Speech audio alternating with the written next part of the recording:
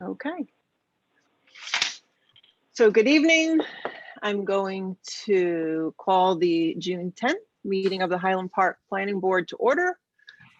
Annual notice of this meeting was provided to the Star Ledger on January 29th, 2021, and to the Home News Tribune on January 29th, 2021.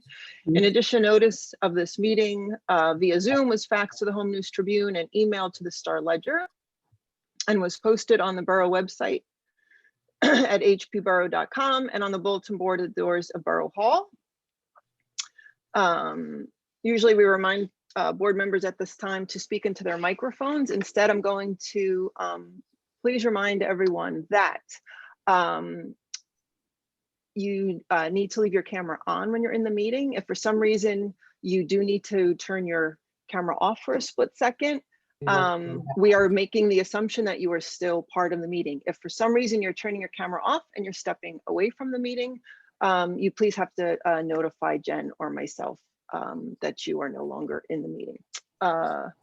Jen, roll call, please. Ms. Hammond? Here. Mr. Brusher? Here. Ms. Hadhazi? Mr. Hale? Here. Ms. Hand? Here. Mr. Kluger? Here. Mr. Linares? Mr. Millay? Here. Mr. Nolan? He's muted. He's here. Oh, here? Yeah. Mr. There he Perlman? is. Okay. Here. Mr. Williams? Here. Mr. Thomas? Present. Mr. Constantine? Here. Mr. Koch? Here.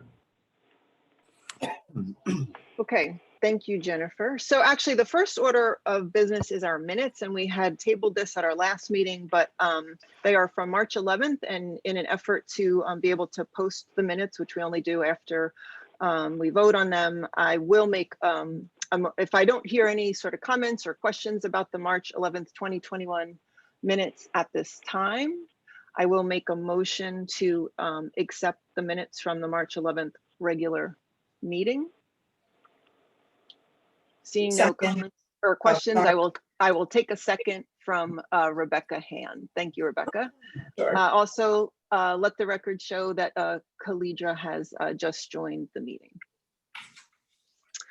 Okay, so we are now moving on to our next order of business.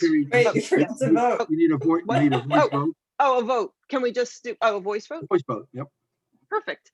All those in favor of approving the March 11th, 2021 regular meeting minutes, please say aye. Aye. Any opposed? And then any abstentions? So Pedrick needs to abstain. Is there anyone else? Okay, we just have Pedrick. Also, let's let the record show that Paul Linares has just also joined the meeting. Okay, so with that, our next order of business is a continuation of our consistency review of the draft downtown redevelopment plan.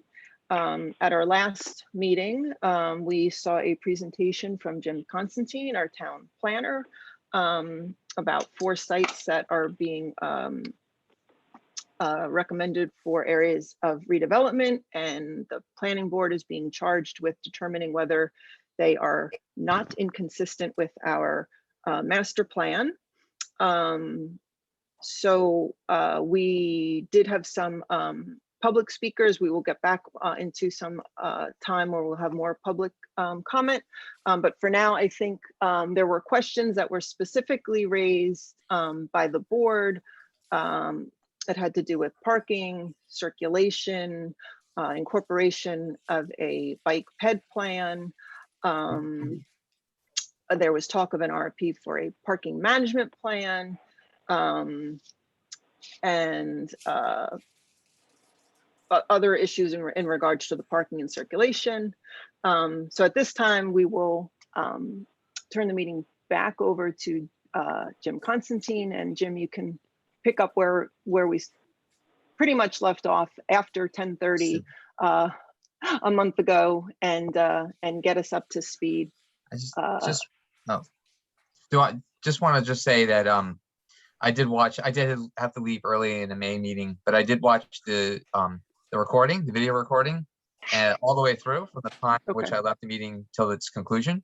So I just want to test that I did that, and to the extent that there's any vote, I believe I'm eligible to vote Correct. unless council has other guidance. Nope. Nope, that's the you're fine. requirement. Yep. Just want to put that on the record. Thank you. Yeah. So Jim, at this time, why don't you maybe sort of do a quick recap and continuation then of where we left off at our last meeting. Sure. I think Mr. Bauman may want to speak before I go. So, Okay, Yeah, may I do that? Yes. absolutely. Thank you very much. So I didn't want to take too long because I do know we want to get back into the meat of Jim's presentation.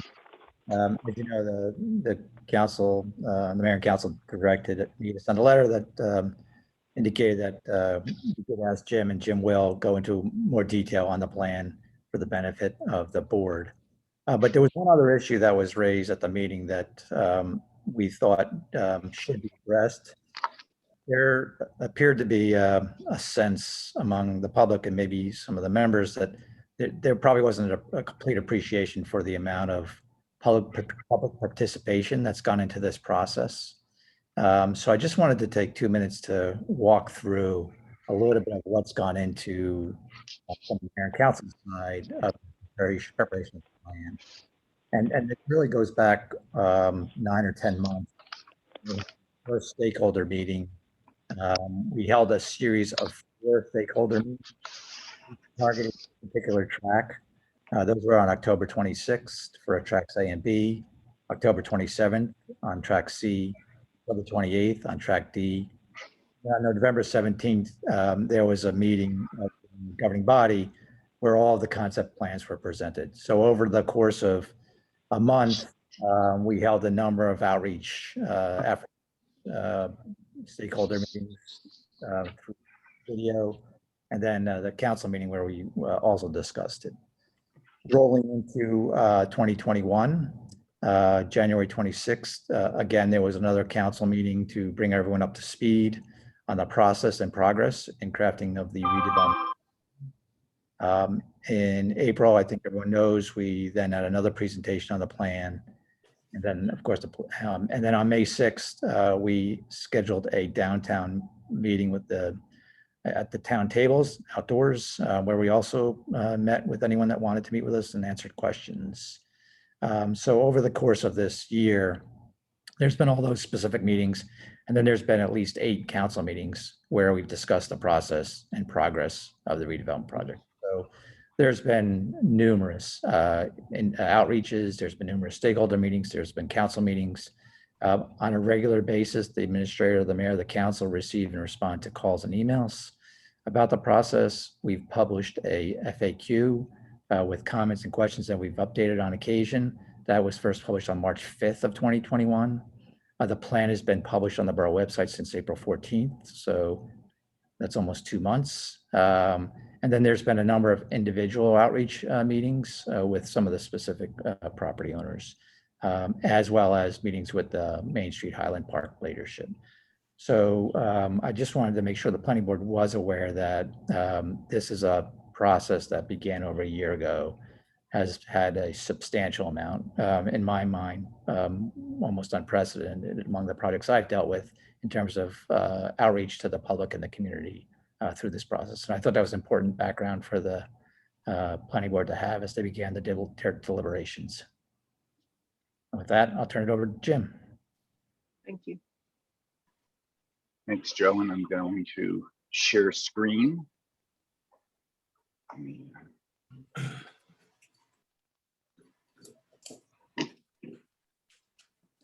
Let's try this way.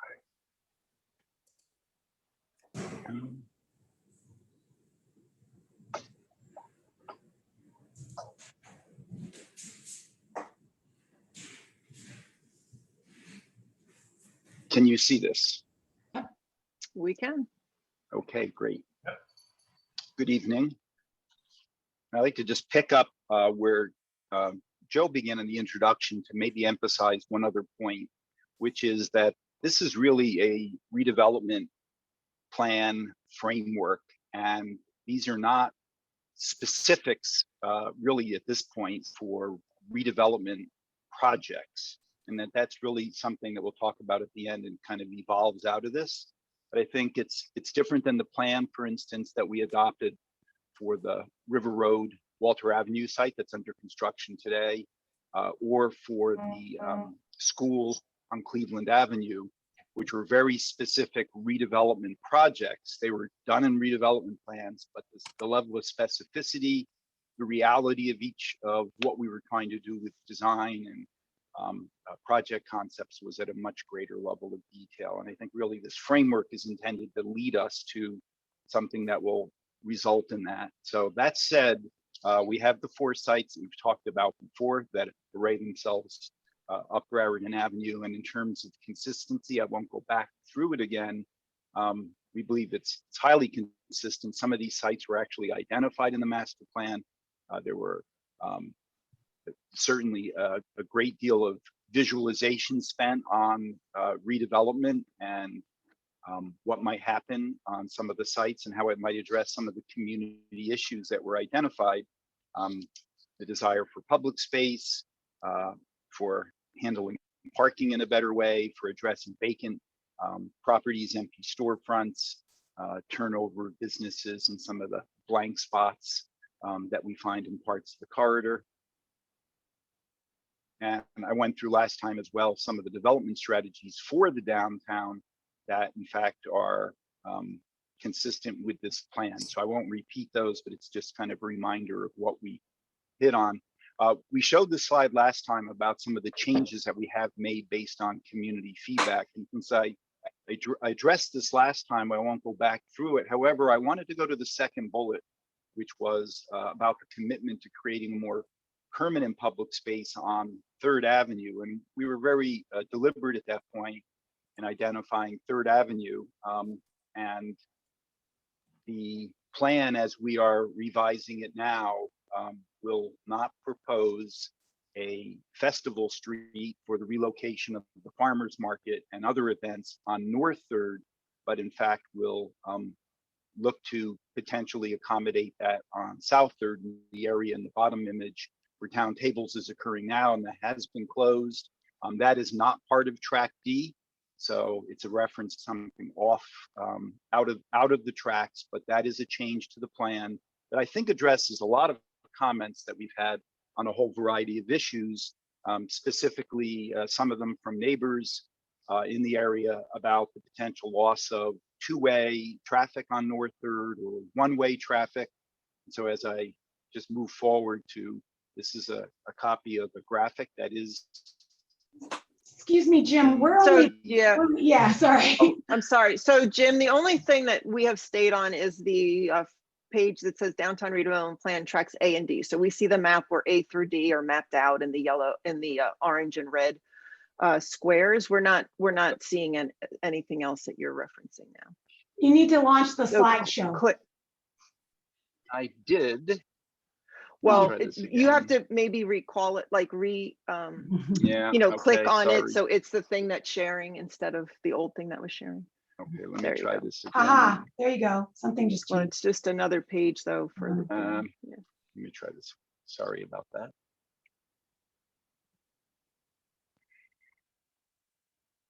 I thought it was this. Let's see if this works. Are you seeing that? What do you see? Oh, so I'm not. so now all we see is the, so there should be a green outline around whatever you're intending to share. Right now we're seeing the plot D, delineated and some street shots of other towns, which is basically from that initial presentation, not anything that we haven't already seen. Sorry. Jim, you sent me a backup. Do you want me to launch it? Let me know. Sure. Why don't we do that then? I don't know why it's. By the way, what you sent me was a PDF and what you were just trying to look at was a PowerPoint. So I'm thinking you grabbed the wrong file, to Kim's point. No, I have it open here. I don't know why it's not. Did you? Maybe Terry, if you Okay, could I'll take do it. over for a I'll second. try to do it, I should. Okay. Wait, Jim is doing something. That's not working either. Okay, No, so stop This is the sharing. original presentation. Yeah, and that's not showing anything. it's showing photos It's of. just showing our the town. original presentation. Okay, So you're then on Terry, page I guess- 7 of the original presentation. All right, stop sharing. Will do. Maybe I can just take over. Let's see. I just took over. All right. There you go. Do you see that first slide now, Jim and everybody else? Yes, I Yes. do. All right, Yeah. so how far in, you want me to hear? I'll just click through. I was just, yeah, this, Keep going So- or, keep going. Yes, those are our 4 tracks. And I talked about consistency with the master plan, which these are slides I showed last time. Go forward, and those are the downtown strategies that we've identified. All of that is in the redevelopment plan. So that brings us to the changes based on community feedback, which again, we talked about last time. And I wanted to just address continuing change in response to community feedback on the second bullet, which was the commitment to creating more permanent public space on 3rd Avenue. So if we go forward, one change that we will have in the plan is the removal of a Festival Street with closure on North 3rd.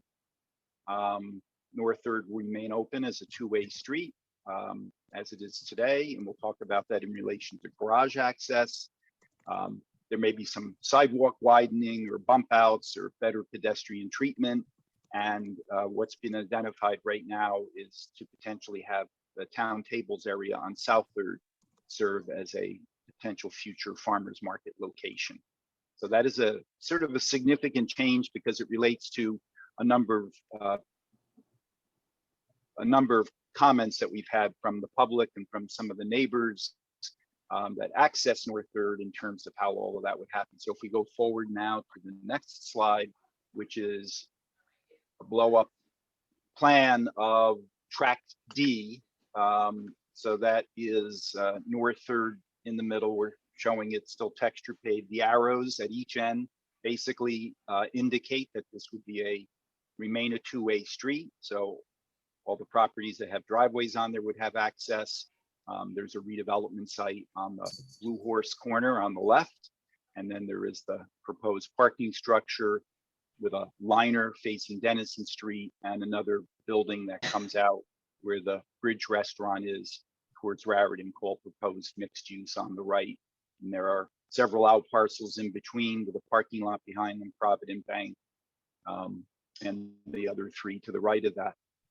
There was another issue raised, which was about the traffic generation related to a parking structure.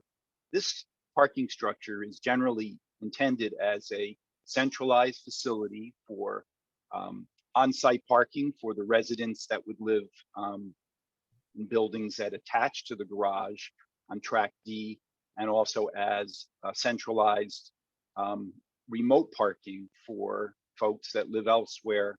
And it's primarily targeted and really in our conceptual sizing for residents, for the downtown residents. And again, that was one of the master plan strategies where it was recognized. One of the reasons that Highland Park hasn't had redevelopment downtown is we have too many small properties where it's unfeasible to both build a building and provide parking. And then we have other policies where we don't want these individual driveways servicing properties off of Raritan Avenue for safety and pedestrian and bicycle concerns.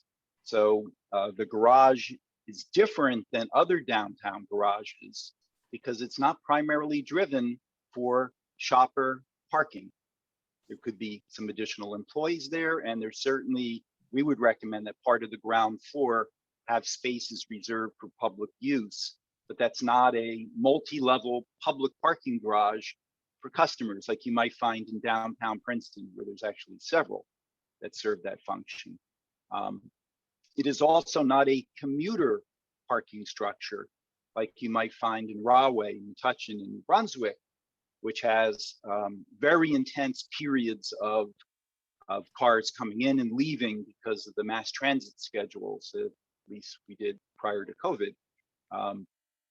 And so the trip generation and the function of this garage, I think, is very different, although it is a downtown garage and it's easy to think of it as other downtown garages. It's primarily to facilitate residential development on all of the tracks that we've identified, plus potentially other sites as well. And again, some of the characteristics that we saw looking through the master plan coming from both the American Community Survey census data, as well as from the survey that we did with about 600 residents for the master plan. We found that there is a lower car ownership in Highland Park than other communities in Middlesex County, the surrounding area.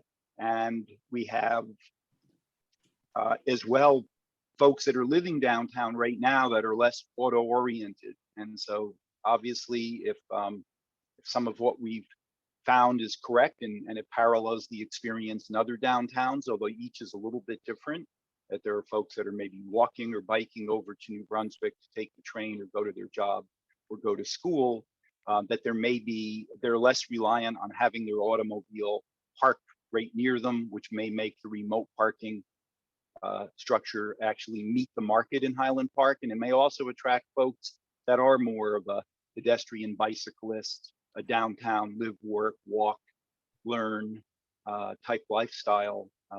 So the garage has an access point on North 3rd. We have talked about the fact that there could potentially be a secondary access on Denison. We don't believe with, let's just say for the moment, 350 spaces in here that may be serving development with some minimal public parking on the ground level, that there is this intense traffic hotspot that would be created like you do find with rail station commuter garages and downtown parking garages in places that have a very strong customer demand for that. Very different characteristics, the nature of them, and we think North 3rd can handle it. And I've been an advocate of having North 3rd remain open despite what we had in the plan. So I think that we have a garage that functions well and can be serviced adequately from North 3rd. And that was an issue that was raised. You also see that I identified here one modification from our plan document is where this liner space that we've talked about in the parking structure is located. There's some space on the ground floor that you don't want to have exposed with parking, and you want to actually try to have kind of an active street front or storefront type use. And so I'm sorry, I'm advancing the slide. If you could go forward one slide, please. These are some examples of garages that actually have that sort of liner use in them. The two images on the left that's a garage that a longtime client of our firm has built in downtown Memphis. It's called Parking Can Be Fun, and its whole twist with a restaurant on the ground floor and artwork in the stairwells, and they pipe in music, is to create a different type of garage experience. And that restaurant absolutely, makes it a much more pedestrian friendly experience on the street.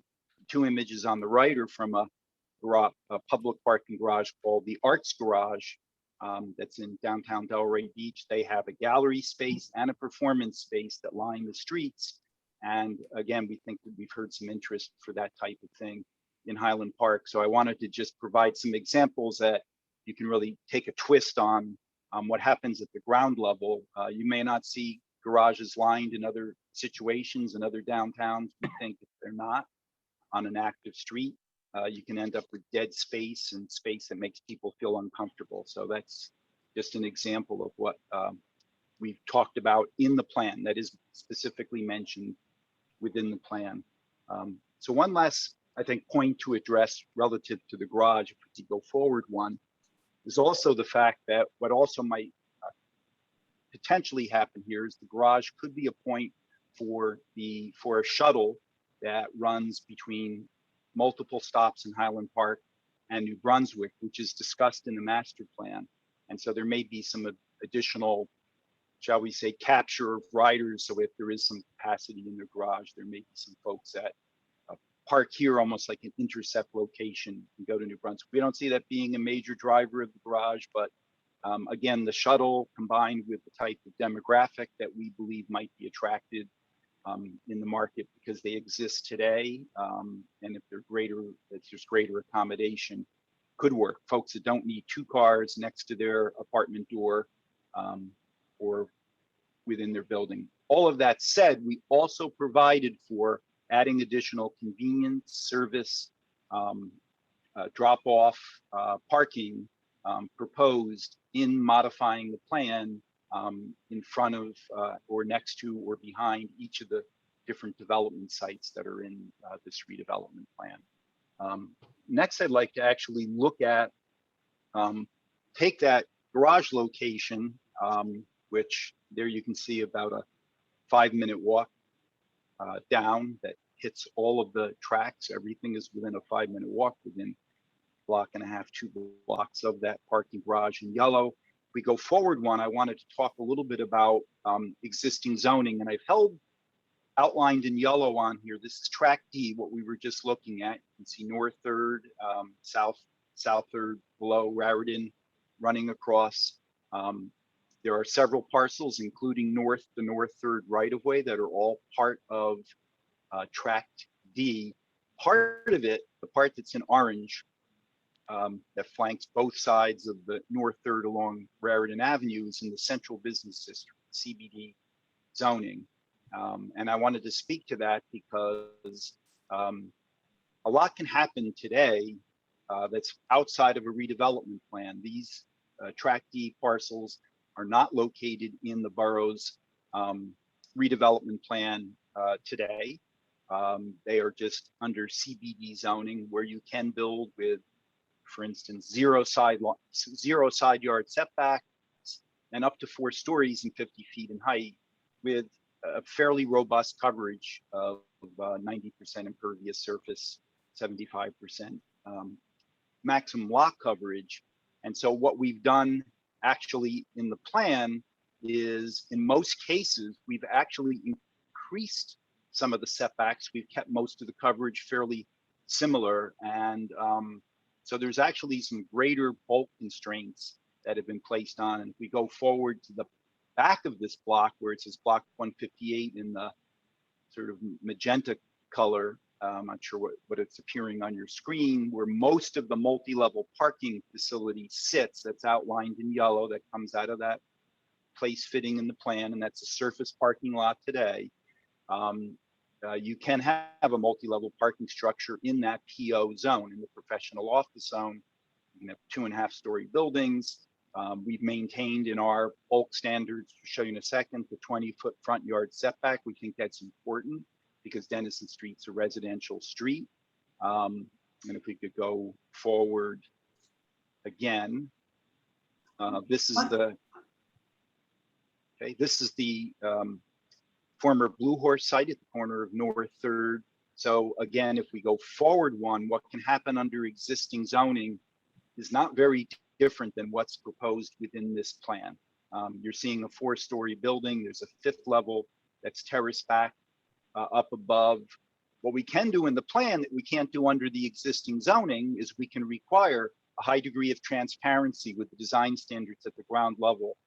Try to suggest in the plan that this should be an active type use that wraps the corner, which under the redevelopment powers, and Joe Bauman can speak more to this, we have some greater control because we have the ability to negotiate and execute a redevelopment agreement and have controls and have some say in terms of shaping that, and also the design, which is why we've also said this could be a landmark building if it's taller, and it really should be a sort of exemplary design. Under existing zoning, 4-story building can come in, and we're basically reviewing that based on existing zoning, and we've lost the control and the ability to really help shape and to work in a public-private, partnering approach to get a better fit that the community will be proud of at this location. So that covers that side. I wanted to go to the back of track D, since we just talked about the PO zone, the professional office. So this has been a parking lot for, I guess, for most everyone's lifetime, or a good part of it. Obviously, this is also a gateway into the downtown from the north side neighborhood. And if we go forward, what we've proposed doing is, one, anchoring the corner with, this is a place we've talked about a slightly taller building a little closer to the street with some sort of a ground floor work, live, or commercial space, but not retail. Perhaps office use that complements the office directly across the street, and upper floor apartments. And it's meant to be sort of a brick, we call them midtown, kind of pre-war apartment feeling that anchors it. And part of the reason this is slightly taller at this corner, if you could go forward one, please, Terry, is so that it actually is a bookend and is a little taller in terms of the parking structure that's next to it. And you can see at the far end below those colored banners with the Highland Park colors is where that liner space would be that we talked about, which could be used for the arts gallery, exhibit, performance type space there as well. The garage entrance is where the park sign is, in from the corner. And if we go forward one,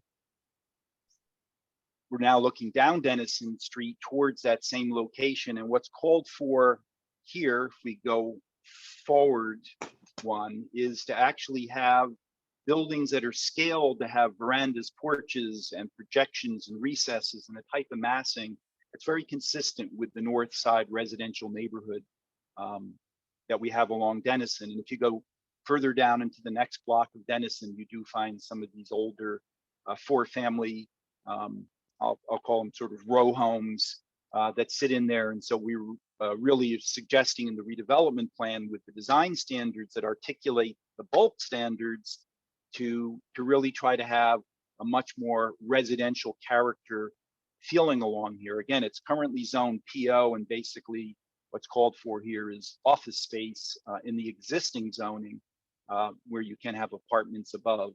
The 20-foot setback that's in the existing zoning, which is consistent with the homes that you see on the left on the neighboring properties, is maintained in the proposed redevelopment plan for this tract as well.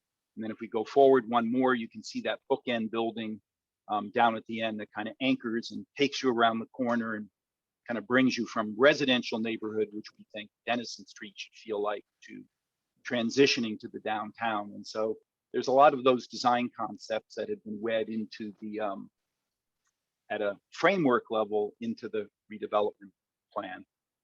Next, please. So I've talked,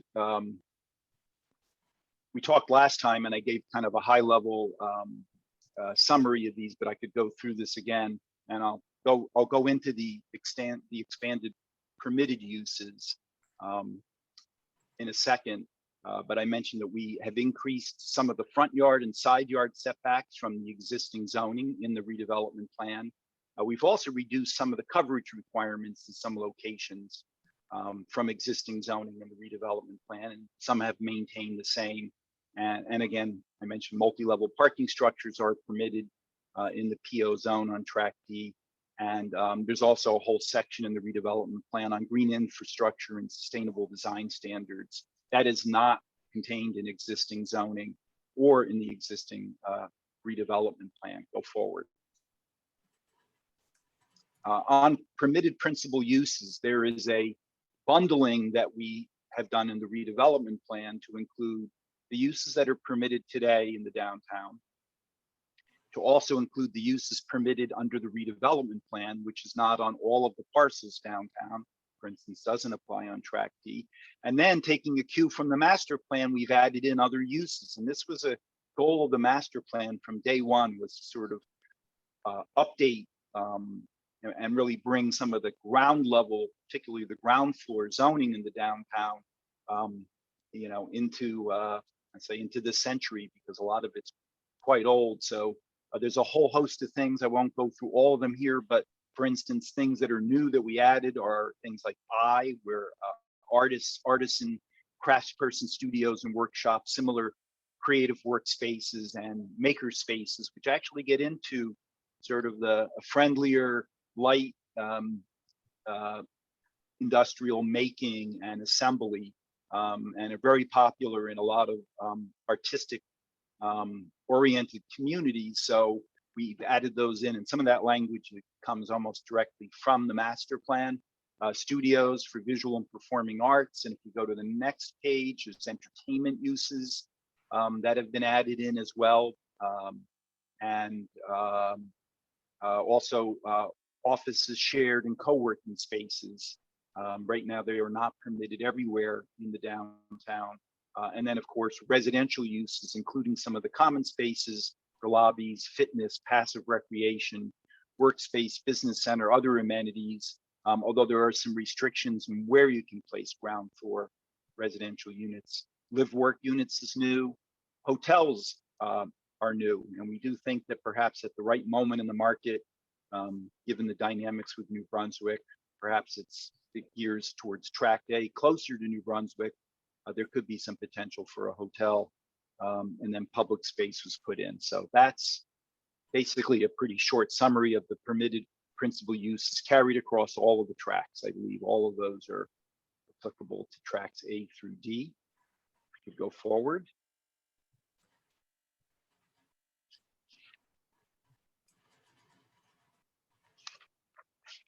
And we're going to move on and just quickly hit on a couple of changes. Go to track C, which is the site where the borough currently hosts the farmers market.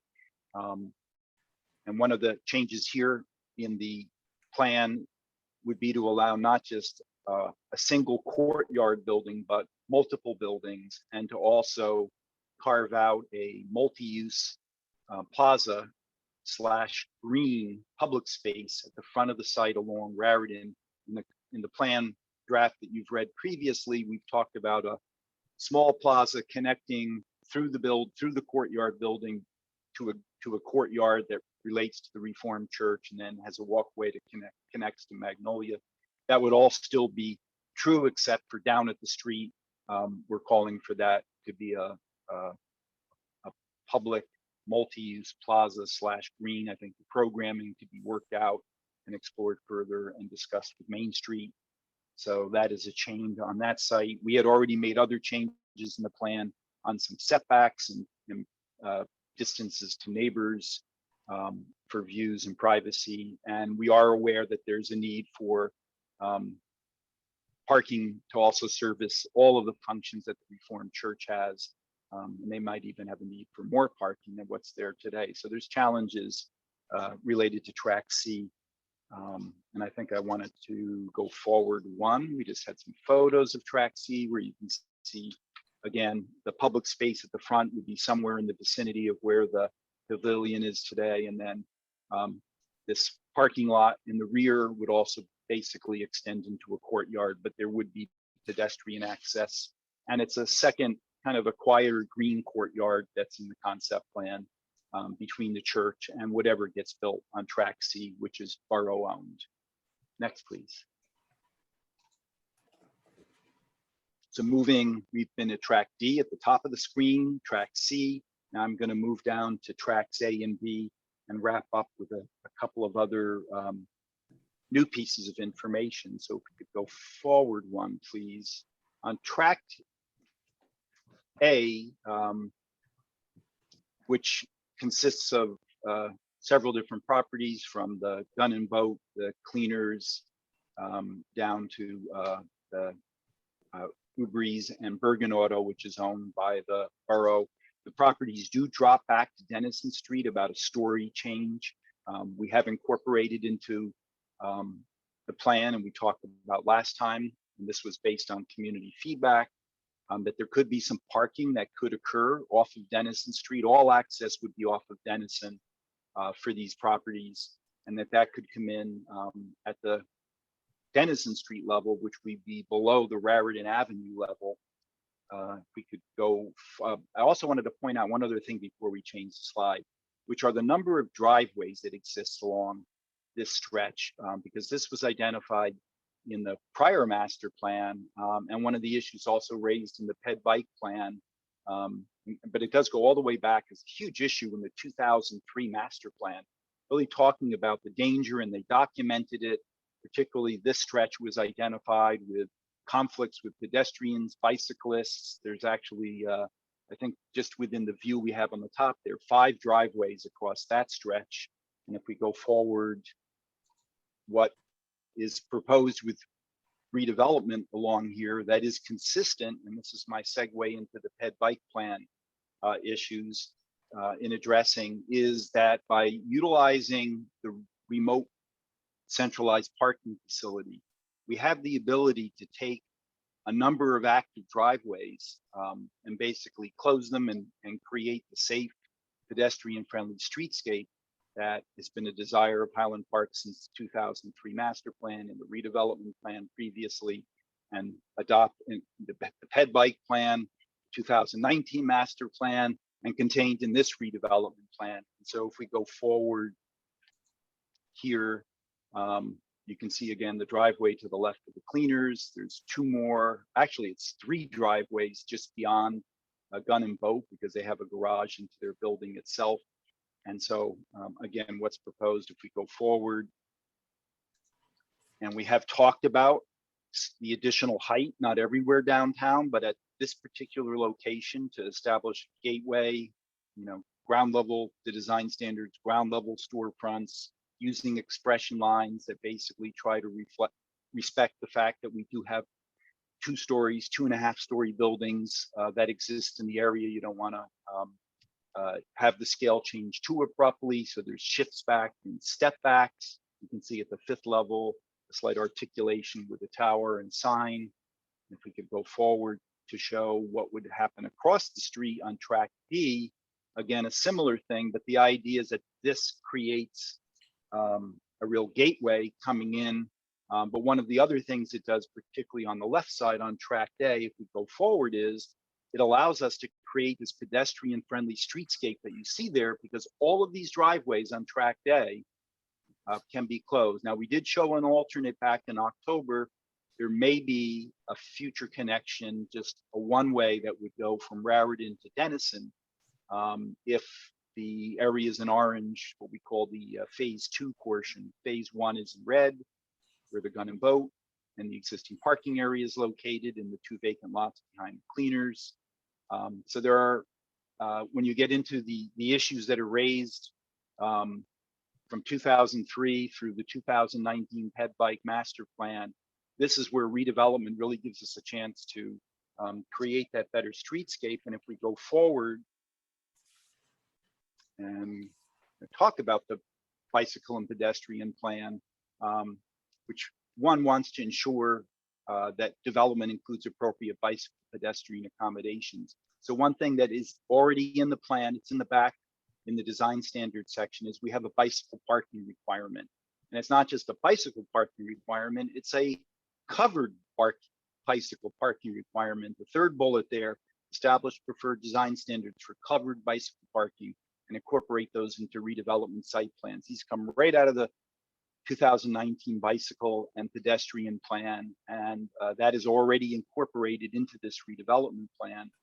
And then in the middle bullet, it's really what this plan calls for, is trying to leverage private development so that we can make the streetscape improvements. For instance, in that stretch we just showed you, fill in sidewalk gaps, repair existing sidewalks, modify, eliminate driveways, and install bicycle parking, as well as intersection roadway improvements. Now, there obviously would be some intersection at 3rd that I didn't go into in detail, that also could employ elements of the bicycle and pedestrian plan for high visibility crosswalks and additional identification, daylighting if that becomes a critical intersection, if the farmer's market is relocated to where Town Tables is. If we go forward one, though, we'll be modifying the plan to include some of the pedestrian bicycle plan recommendations, such as how we can take traffic calming and bike corrals and actually tie those together with the gateway that we're trying to create on tracks A and B coming up Raritan Avenue. And in fact, the bike ped plan talks specifically about how you can use landscaping, seating, public art. And I know there's some discussion right now about similar things on other stretches of Route 27 and in other downtowns where there's discussion with the DOT about daylighting, bump outs, and bike corrals as some sort of a reconfiguration of portions of the state highway. It is a state highway. DOT does have final say. We think those things would work terrific if we're able to get an eatery in the ground floor of one of those buildings, sidewalk tables out there. You can start to see the effect of creating this welcoming gateway into the downtown, which is again a goal of the master plan. So I think that brings me just to track B and a wrap up on one or two last points to speak to. And track B, which does have a developer that would, there's probably all of the tracks in here. This is the one that's closest to really wanting to advance and move forward. So some of the things that we've done with bulk standards and design standards that go beyond the existing zoning, where again, they can build basically fully across this lot to the side. The challenge was always the rear parking access. In fact, they have an approval right now that would use that narrow little alley, that 8-foot alley that you see pictured coming off of Park Place. If we go forward one, Terry, I have a slide of it, which created some real challenges. I think the planning board had tried to have some mirrors put up so you could see both ways. Well, we've been working a process and neighborhood input. The idea came about of closing access here completely, in fact, not even having refuse from the rear, allowing the building to become a little larger, using remote parking. There's a safety and a congestion improvement to the Park Place neighborhood. And the rear area behind the building would become a pocket park available to the public, as well as an outdoor space for the residents of this site. And if you can just go backwards one, please.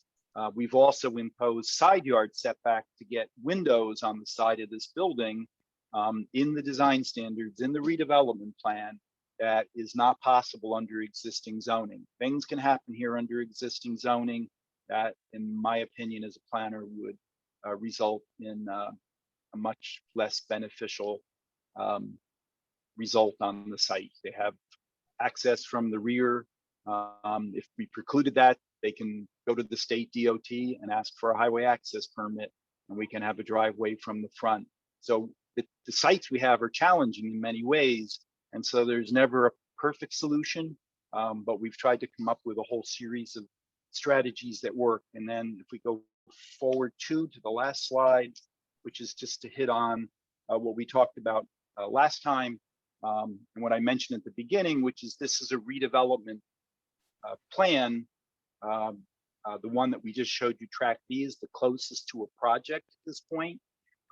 Everything else still needs to be worked through in a process that I think Joe Bauman could speak to, but the protections and the steps that we have and the things that we don't have if we don't adopt this, because this would supersede the existing zoning, is we have the council as the redevelopment entity. It allows us to select a developer.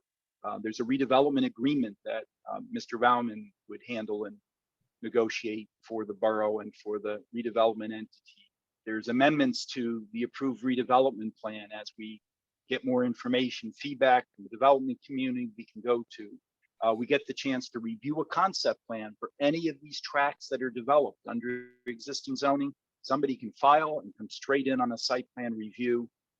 We get to review that while we're selecting the developer, while we're putting together the redevelopment agreement, and then we go into the typical application for development and planning board review. But all of those steps, 6.2 through 7.1, only come under a redevelopment plan. And we have some of these sites right now that are just, can all be, something that happened to them under existing zoning where none of those steps would take place. And then I have mentioned last time that it is mentioned in one place in the plan. We just need to adjust it on section 8.1, but this plan would supersede the existing land development ordinance. So the existing zoning would effectively be sidelined. So that's it in terms of my additional presentation material. Thank you, Terry, for advancing that. Okay, thank you, Jim. So I think first I will ask the board if they have any specific questions about what Jim has just shared with us, or I guess any comments. Pedrick, I see you. Yeah, I just, in track, I guess it's C in the Reformed Church parking lot. Did you have any drawings or that reflect the changes in what you were doing? You know, it was kind of hard to visualize when you said, oh, this is going to be this and that's going to be that. Well, we did not include drawings specific because we don't have a project yet on that site. And I think No, there's okay, still- but you said you made changes, so. Well, we made changes to the text, and the text would allow for that to be multiple buildings. The text Okay. refers to I was just multi-use curious. public plaza green, yeah. Jim, what is the minimum number of parking spots that would be there at the Reformed Church? That is a to be determined issue. We know that the church would like to see more kept. That's a challenge because right now some of that parking is occurring obviously on the borough property. So it's something that will need to be looked at further. I think part of this is what's the ultimate parking strategy. If there is not a central parking facility, then that's going to result in a different need for parking on the site than if there is. I have a question. So there's some changes in the text for parcel C. As I don't know if that, when were those changes made? Were they made recently? I haven't seen updated language. Is that been provided to the So board? actually, right, so that I'll just piggyback and emphasize what Jeff is asking, which is, I guess, to just stretch that question out and get a better understanding for the board in terms of for all the different tracks and all the various updates. Right, it's language in the code, or language in the plan, sorry. So as we consider this, we're sort of doing it now based on a slide presentation and our memory instead of a document that, that we've sort of looked at. So in terms of, I guess the question is there going to be a more formal like plan that, but that would then be the thing that we're determining is consistent, or are we sort of basing it on, inferences based on your presentation? So I don't know if Roger or Mr. Bauman want to, Joe, kind of clue us in as to what's the appropriate process then at this point, given that we don't really have an actual plan yeah, let me, articulated. so Jim used the word change. I think he used it interchangeably between what he meant was when we were drafting the plan, when the concepts were first presented to when the plan became the one that you have seen that's in front of you, changes were made. The governing body. No. So let me interrupt you. So in other words, there are changes, and I'll give just a simple example from what we saw last month to the idea that like North Third is now taken out of the plan. As you know, so again, there are other maybe more minor changes, like the way Jim described the type of buildings that would act as screening to the parking lot, where in the initial plan, it physically showed, and I understand that it's an outline, it's a suggestion, but it physically showed the parking lot at that back corner on Denison. Now we're talking about sort of wrapping that and keeping it on the interior, taking out the North 3rd Street. Those are more specific things. So in other words, something like that, how do we address that? The plan that you've been asked to consider is the plan that you have in your draft that you've discussed last meeting. It is not the changes Jim described to you. Jim was describing to you changes that the governing body, that he tried to take away from the last meeting. He took notes, he tried to figure out what the planning board was looking for in terms of changes. And these were what he expected you to recommend back to the governing body that they would incorporate in the plan. But the only plan we're asking you to consider is the plan that you've already received, that you discussed last meeting. And what Jim was trying to do is he tried to make sense of the last meeting and the changes you might recommend. And he put those down on a piece of paper And that's Okay. what All right, so what you're basically saying is that, right, what he's talking about, we would now then sort of adopt those concepts and say to the redevelopment agency / council, these are the additional things that we do recommend based on the Right. initial plan. Just trying to anticipate your recommendations, include them as changes, but the plan you're asked to consider is the one in front of you from last meeting. Okay. I'm so- sorry, I just don't get that. I mean, what you're basically saying is we are not able to come up with, ideas on our own. So Jim has now put those ideas into our mouths and he's proposing them, but don't vote on that. What he proposed today and all these changes sounds like it's something Jim's in favor of. As this was going on, I assume that's what council may be in favor of as well. But now you're telling us ignore that and just go back to the original plan. No, that's not what I understand it being said. If I can just chime in, Alan, what I heard is that the plan, in other words, the plan is the plan. We start off with the original document, which you all have. There has been a lot of input by both members of the planning board as well as the members of the public to make certain, to say, well, we have some concerns about this, that, or the other thing. And as a result, as I understand it, Jim has now come up with some ideas, and in anticipation of maybe addressing some of the concerns that you as an individual, the board as a group, and maybe the public as a grouping, larger group, might have made in any event. So therefore, it's really saying that if you find that these suggestions that Jim has come up with are reasonable recommendations, you could include those as part of your recommendation to the council, saying that the plan, as an example, would be acceptable or consistent if you incorporate these recommendations. Or it could be these recommendations plus whatever you may come up with during tonight's meeting. So it could be a list of, I don't know exactly how many I wrote down. More Let's say there was extensive, 7 of them. right. And it may turn out that as a result of this ongoing meeting, there may be 2 or 3 more, so that you would have a recommendation of the plan as with these following recommendations, 1, 2, 3, 4, whatever it may be.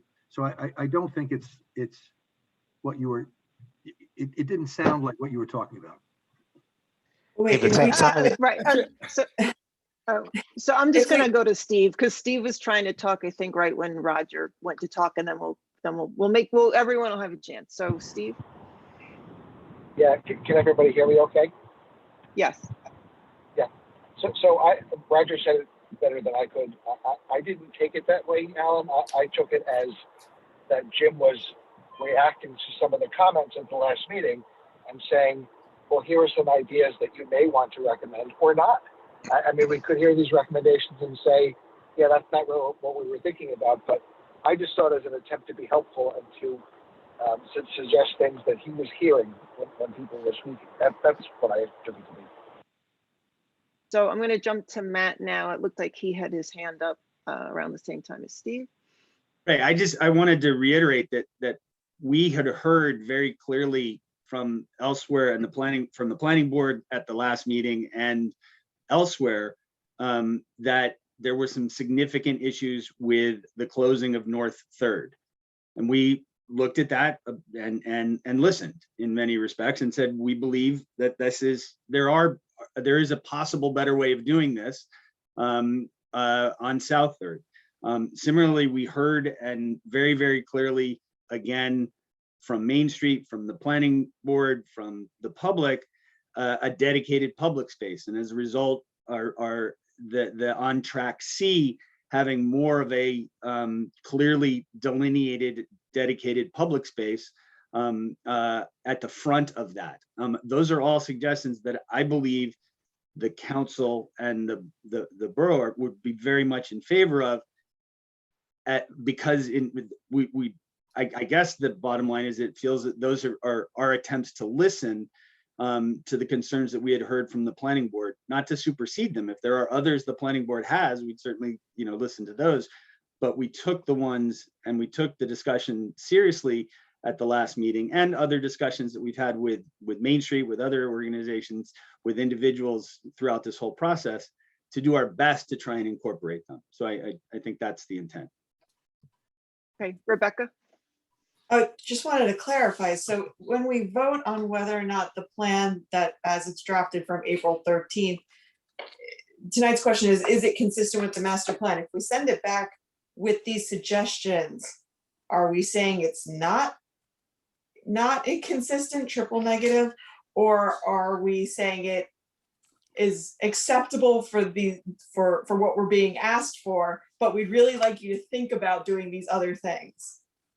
If I can chime in, I think the understanding that I have is that you would find as a board, and again, I'm not precluding any further comments by either you or the public, but anyway, just in terms of what we heard so far, what you would be looking at this moment in time is an action that would say, we find the plan, and let's make it in the positive, that we find the plan consistent with the master plan, subject to, if you want to put it that way, subject to these additional recommendations that we suggest that you incorporate into the plan. That's the way I would view, if nothing else happened tonight and there was no public input and there's no further comments by the board and you are now being asked to vote, that's how I would suggest that a vote be taken if you wanted to do this in a positive way. Okay, Khalidra. So personally, I think it's very important for Highland Park to maintain dedicated public space. And I do not think that using South 3rd Avenue in the manner in which it's currently been used for the town tables is an adequate alternative to what is currently being used in Track C for the farmers market and various other town activities, from small businesses to people just gathering. You know, that space gets used for quite a bit, in addition to just being parking for the Reformed Church. And I'm not sure how my comment falls here because I don't really have a specific question. It's just that I think with the redevelopment plan, the re-examination that we had in 2019, and I reread that and saw like over half of residents, 58% to be exact, one of the characteristics that they were looking for in the town's redevelopment is dedicated public space. And I think that the way, it's not even the whole of South 3rd Avenue from Raritan to Magnolia. It's only half of the street. That size, it's not enough space. It's not, I think it would be, it would not be beneficial for us to have that be the sole empty space or dedicated permanent space for public use. I don't think it's large enough. Kim, can I just address that quickly, or is that? Sure. So Khalidra, I think one of the things that Jim pointed out, right, and maybe I can highlight again, is that that as we see moving this forward, we believe that there can be a dedicated public space essentially at the front of where the existing pavilion is, that would accommodate many of the activities that are currently used on that space. Not the farmers market, it wouldn't be that big, but a lot of the other activities that are going on, the movie night, the Nutcracker, the Hanukkah lighting, all of those things, that many of those could be taking place on that public space. And then also the courtyard space behind on Track C. So it's hard to visualize. I hear what you're saying, Matt. It's hard to So I'm gonna jump in because I do feel like, And look, I've been on this board a long time and I've seen all kinds of presentations and we've been asked to do, work with the master plan, work with redevelopment plans. I will say, even knowing all that, it does feel both that we're being told there, that this plan is very vague, it's very open, it's,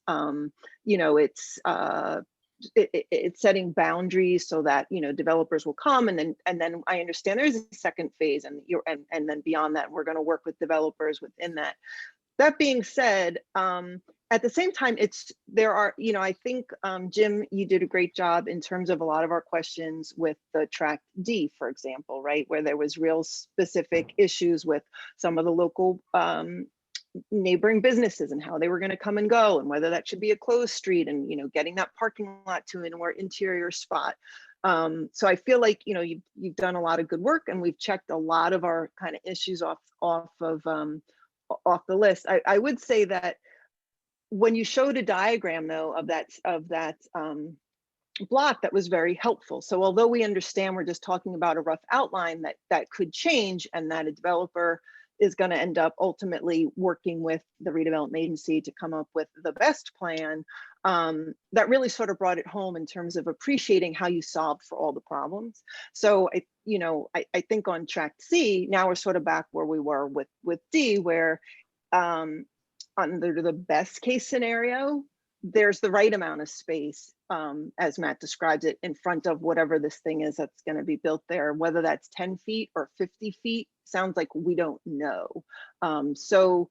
And I guess that's where people get nervous, where, my notes are, what is the square footage? Like, how much space do we feel we kind of need to dedicate? And would it be inappropriate in a plan to say, look, at a minimum, X amount of square footage needs to be kept for open space or for public square space, knowing that, look, we don't know what the design is, and we don't want to pigeonhole a developer that comes in with what a design can be, and whether there's a courtyard or whether there's, what shape the building's going to take.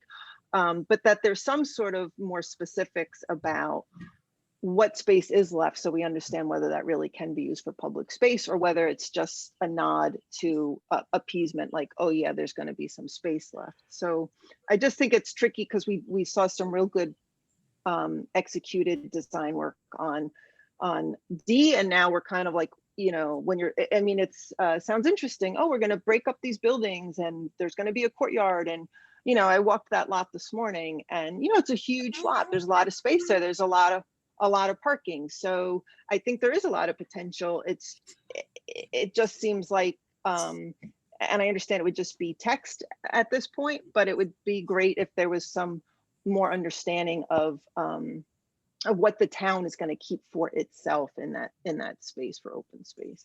So I kind of just want to piggyback on what you were saying, Kim, in a question of, is not developing Tract C as a building, but further developing the town square, is that an option? Terry, I will let you answer That's not No. what the council and we've been exploring. We're trying to leverage development here to advance other priorities throughout the downtown. And frankly, we want, as much as I appreciate all those programs, that parking lot most days of the week isn't packed full with programs and things, that I think there's some in between that we can find that works for the things you're expressing, which I don't disagree are valuable to the community, but also the site is a value to the community that can be leveraged to put more bodies downtown, to create more energy, to create shopping, and it's an asset we have. And frankly, I'm not convinced that making it one big town square with nobody else living around it will succeed. It could just lay empty, and that would also be a failure. Some of the most dynamic places work because they're kind of nestled in and part of the mix. So I guess the short answer to your question is that isn't something that the council has contemplated, not developing that site. That's sort of part of the entire scheme for the centralized parking that we've been exploring, part of how we anticipate it working from a financial standpoint. So I just want to I actually was itching to say that, so I'm glad you opened the door Okay. because, you know, we want to explore development. Right, and that's helpful information, Terry, so thank you. And I just want to say, if you have your hand up, I mean, check to see if you have your hand up and that you want it to be up, because some people have not put their That's why I went old hands school with my hand on that. down. And then I think Pedrick and Jeff have been waiting a while, so I'll go to Pedrick and then Jeff will go to you. Okay, I guess I'm unmuted. Just a quick procedural question. Assuming, or not assuming, whatever, we come up and make a vote on something in the positive and it has recommendations, but then a developer comes in and they have an interesting take on the property and it's different in maybe some ways than what we had expected. I guess it's all about, you know, what is our role here if down the line a developer can come in, and I'm not saying it's going to be, it could be beneficial to Highland Park, but are we getting too much into the fine details when it's really going to be where the developer and the town council get together and they you know, iron it out? I just don't know the process. I think that Joe might be in a good position to answer that better than me, other than to say that it is a process. And this is with one comment I wanted to throw in regard to what Kim said. You may recall at the last meeting that there were a number of comments made by members of the public that said, well, this isn't really a plan, it's a zone. It's a zoning ordinance. Well, I don't think it's that at all. But I do think, you know, if you end up keep on getting detail after detail after detail, you do start to think about it as a zoning ordinance, when in fact it is a plan. And that plan is an evolutionary process with certain minimum requirements. That's it for me. Joe, you're up. Thanks. Maybe if you wouldn't mind, what I want to explain is what the governing body is expecting from the planning board, right? So the first is an answer to a single question. Do the provisions of the redevelopment plan, are they substantially consistent with the municipal master plan or designed to effectuate the master plan? Yes or no? That's the first question, right? Yes or no? If the answer is no, give us the specific provisions in the redevelopment plan where it's inconsistent with the master plan, and you list those. Number 3, do you have recommendations that don't have anything to do with this that you would like us to consider? Things like move the town center to here, or do this, do that differently. So that's really that's what we're hoping to get from the planning board per the statute. Hard answer, yes or no. Consistent with the municipal master, substantially consistent with the municipal master plan or designed to effectuate the master plan? Yes or no? If the answer is no, the provisions in the plan that are not consistent. If the answer is yes, you can still, in either case, give us recommendations. What Jim tried to do was to assist you by consolidating all the comments into what he thought you might give us as recommendations. They may not, you may say the plan's consistent. We've reviewed it. We think it's consistent with the master plan, substantially consistent or designed to effectuate, but we have these recommendations you'd like to consider. And you could say, we agree with all Jim's or none of Jim's or some of Jim's and some with more. And then you tell us those recommendations. And then the governing body will decide whether to incorporate or not incorporate those.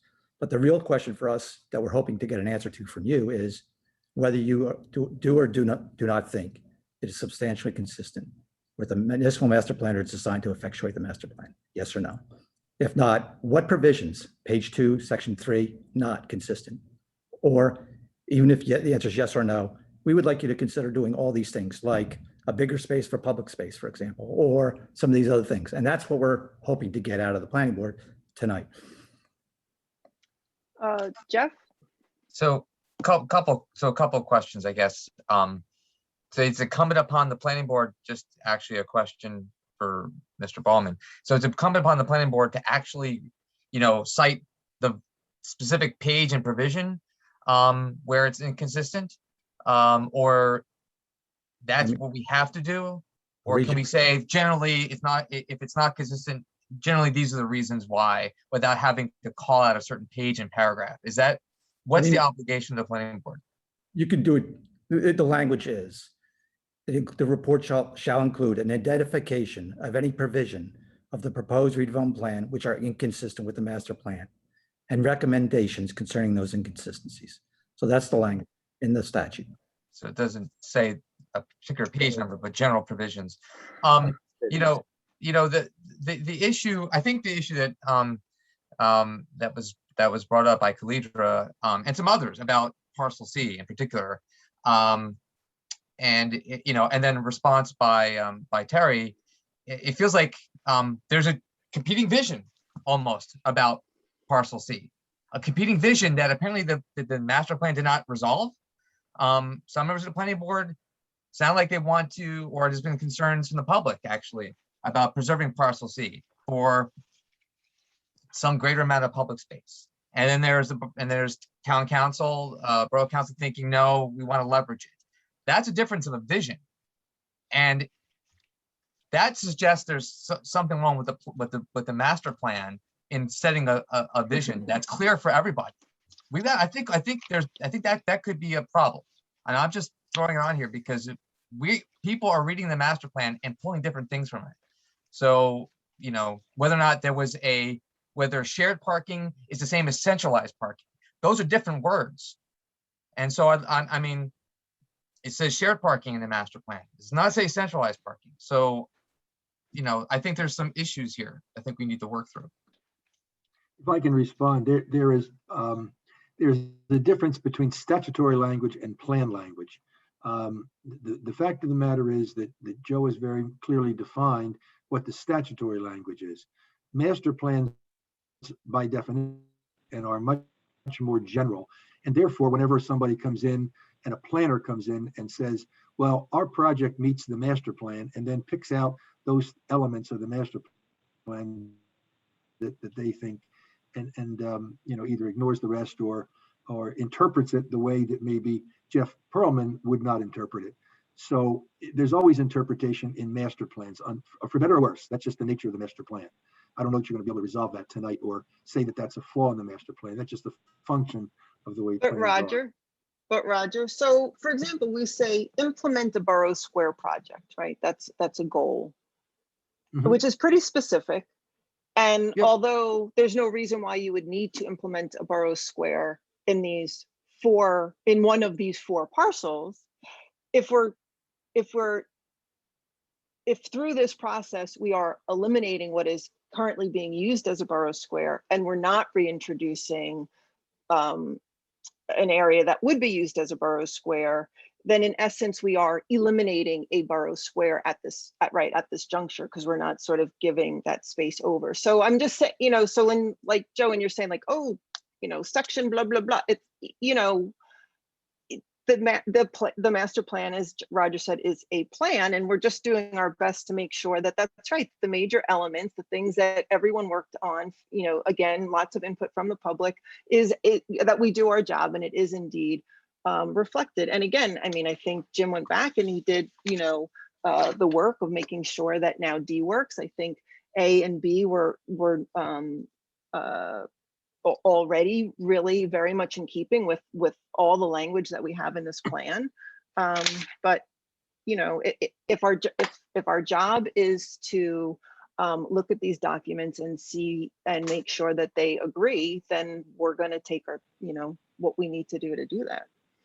Well, isn't that really the essence, Kim, of what you're talking about? Because there may be some that say, by approving this plan, it is abrogating the goal of a town square. There may be others that say, it's not, because we are providing for alternative spaces that will likely in negotiations, certainly they're designated, and in negotiations with developers, they can be implemented. Well, if in our recommendations we say that we specifically want that incorporated back into, but the way it's we're hearing that they want to eliminate, that we're taking out. In other words, this is again the parts that we now have to do through recommendation, because we're recommending that we would take out the north third. We're recommending that we would make more of parcel C. I'll stop talking then. Right, I guess. Oh, sorry. Nope, go Matt. I would just sort of perhaps put it out there that the concept of the borough square, I think that you can that what we are advocating with the permanent closure of South Third with a dedicated public space in front of track C I would argue that those are both Borough Square-like components. Right, but Matt, I'm just saying that that's now going to be through our recommendation. That's not in the plan. Yeah, That's parcel all I'm C is saying. parcel, the south third is not in the plan. It is not on the table. It's an intent. It's not, I mean, and DOT has to approve, my understanding, full closure of that street, partial of that street anyway. I'm not considering south third as a realistic option because it's not in the plan. The plan put for us, it's not there. So I'm not considering it. Alan Williams. At the beginning of the last meeting, Joe Bauman said, this is the first draft. You know, we haven't, no one has seen the whole thing yet, so this is evaluated. Well, it would seem certainly possible if seeing it sounds like the council would be quite positive about some of these suggestions. Why not go to a second draft? And concerning the municipal parking lot by the Reformed Church, my experience is that parking lot is frequently filled up with events at the church, parking for the merchants along Reverend Avenue from 3rd to 2nd, 3rd to 2nd. It would seem if we're eliminating 70 parking spots and not replacing them, and it sounds like in the centralized parking, that is not for the average person. It's not for residents in the rest of the borough. That is an economic. It's going to be a very negative economic effect, which certainly is not something that the master plan promotes. We want economic development, improvement. Khalidra? Thank you. Khalidra? I think to Jeff's point, I do think that the master plan does advocate for the use of public space and dedicated preserving of public space. And I think the disconnect here is how we go about having that public space. And that's why we're able to have this, very civil public discourse to discuss how we go about creating that.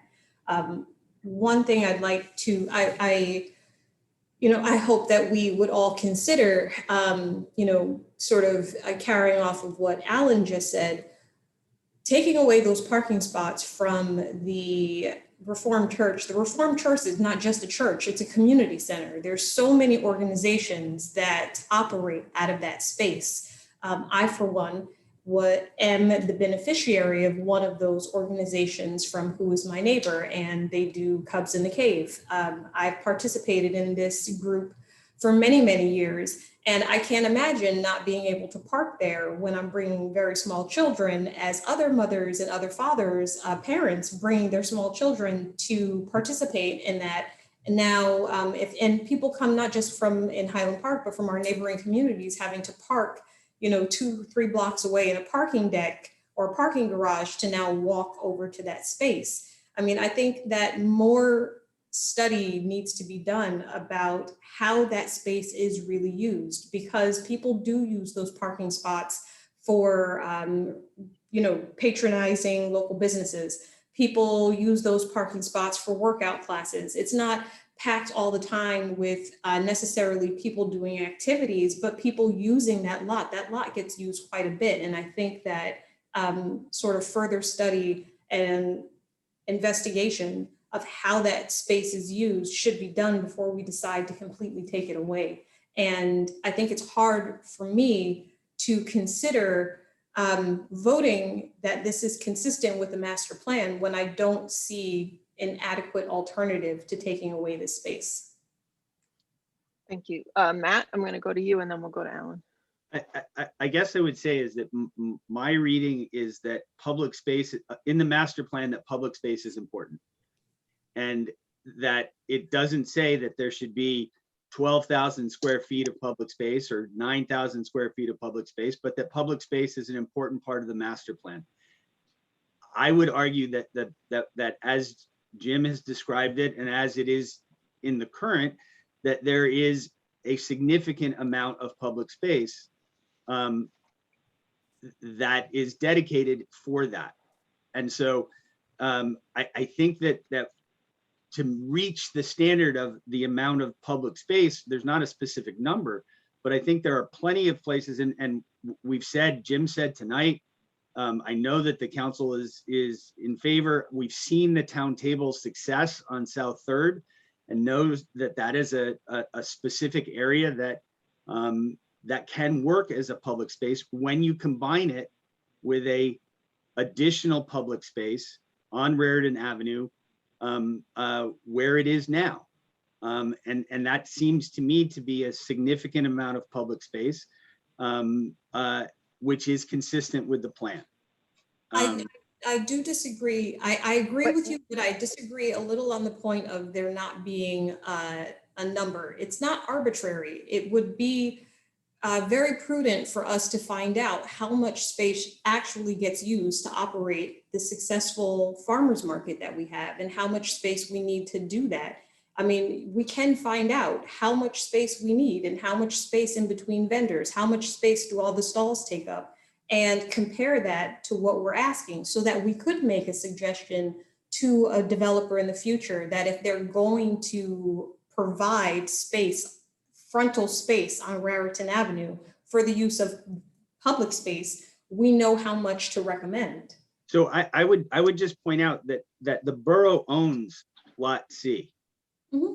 And if we are able to move ahead with the redevelopment plan, not only does the borough own it, meaning we don't have to sell it to anybody who's not going to give us what we want.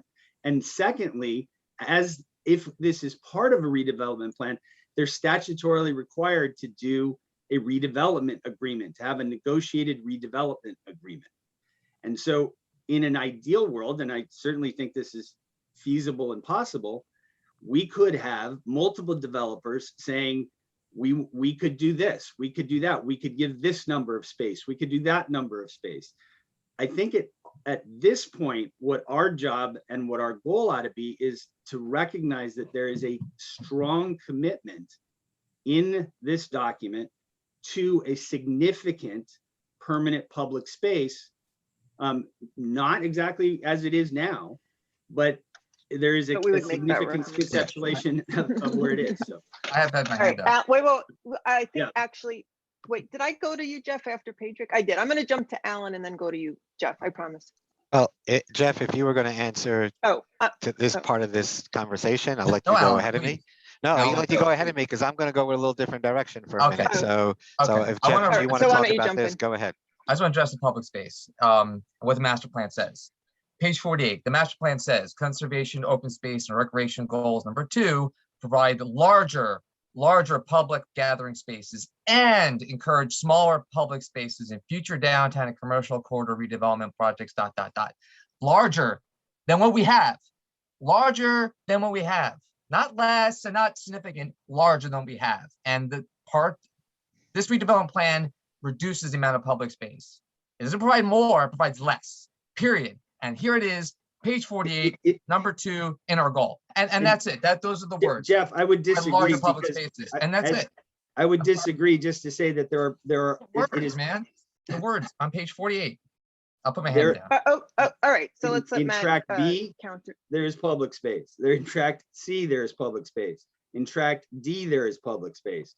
There is additional public space on Third. So I guess I would disagree on that as well. So. All right, let's go back to, or Terry, did you just want to speak to the public space? I had a reaction to Jeff's comment really quickly that, you know, but it is a parking lot with lines on it. And right now where the pavilion is and the painting on the ground is kind of constant, but a lot of the time it's parking lot, to Alan and other people's points earlier. So I would argue that if that it's not necessarily a reduction by eliminating a parking lot in favor of a building that would add people and foot traffic and bring a lot of other benefits. So, you know, I guess we all do look at that parking lot differently. And I just wanted to make that point. Okay, so now let's go to Alan Kluger. Right, so I'm just going to talk a little bit more in general. there's obviously frustrations on both sides here. Certainly from Mr. Bauman's perspective, Matt's perspective, Terry's perspective, I think you guys are looking to move this project, move the plan along and have us vote, whether it's one way or the other, and move along. I think from our perspective, and I'm sure we're going to hear it from the public, soon when we open it up to the public, is that there continues to be changes made or suggestions made, and we don't get documents ahead of time so that we actually have things to look at beforehand and digest these things and be able to give, to really good feedback and to work together on this. I mean, I think that happened at our last meeting. The first time the plan actually came out, I think was like at the meeting. And here tonight, again, yes, you're calling them Jim's suggestions on our behalf, but these are pretty significant, whether you want to call it suggestions or changes or amendments, because that's really the way Jim put it. Because, what we heard for a long time was how great it was to have a town square, to have the festival street. And that was really, to me, a core of these plans. And now all of a sudden it's just like, oh, that's gone. And maybe we'll do things on South Third.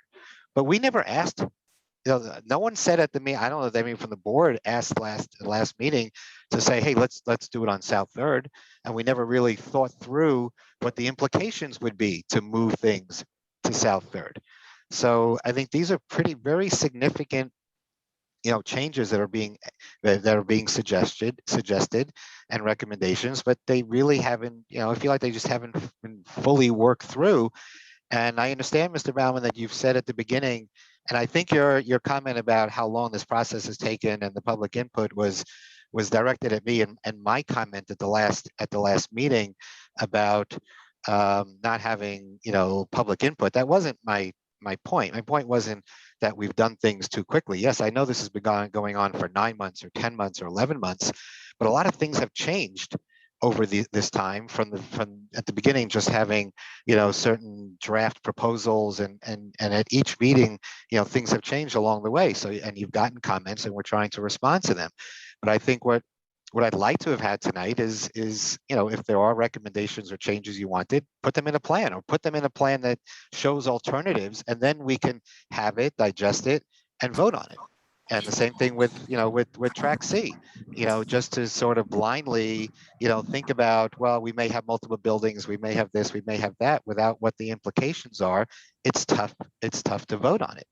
I think most of the comments that I think you heard from the board, and certainly from me and from others, was our concerns were about not having, or concerns that we haven't had real traffic or parking or other types of studies done to show that the plan works.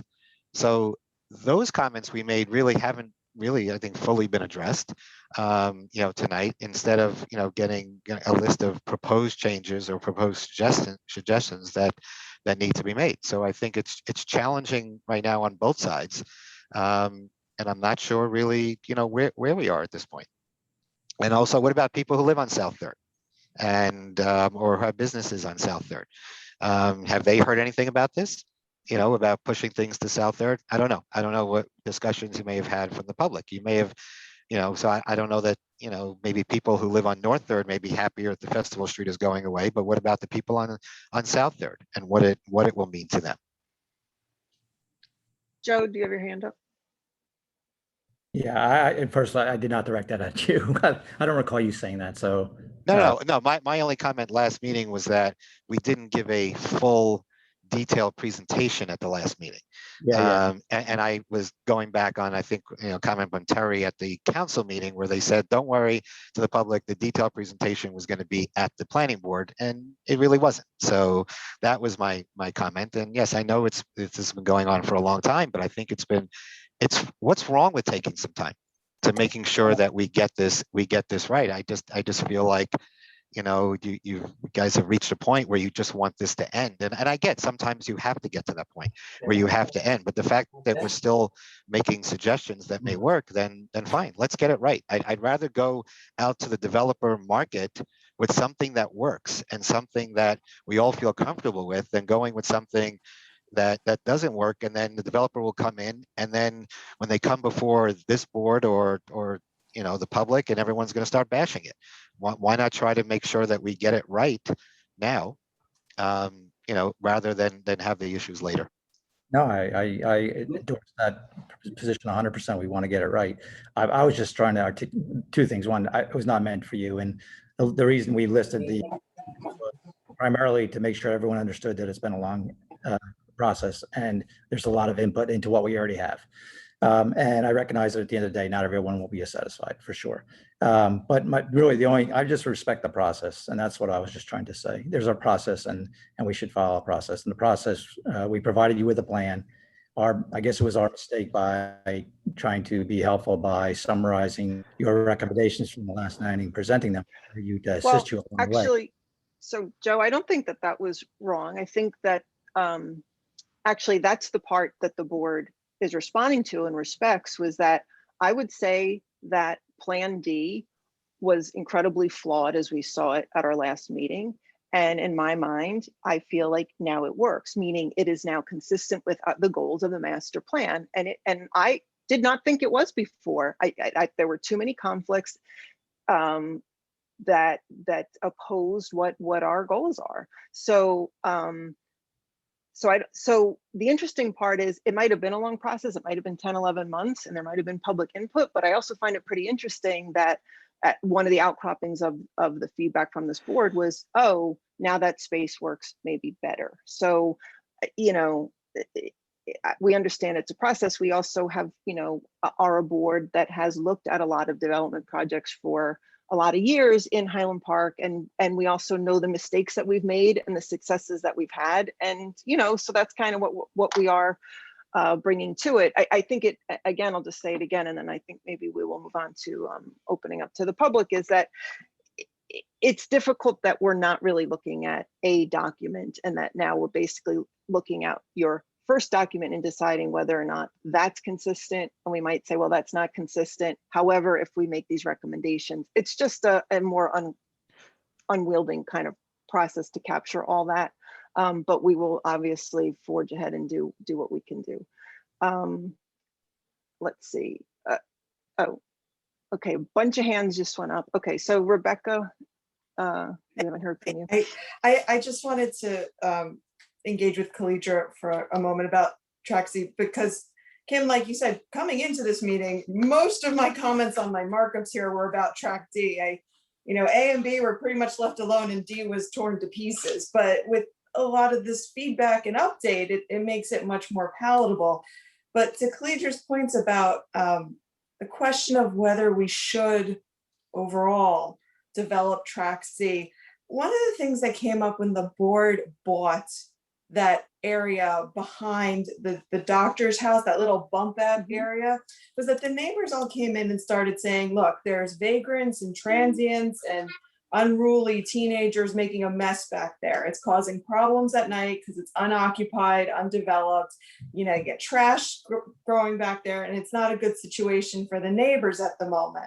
I don't think that information has come forth in this particular discussion of development, so I'm going to bring that back forward and say, I do think that area needs to be redeveloped with consideration that the Reformed Church does wonderful works and there does need to be parking.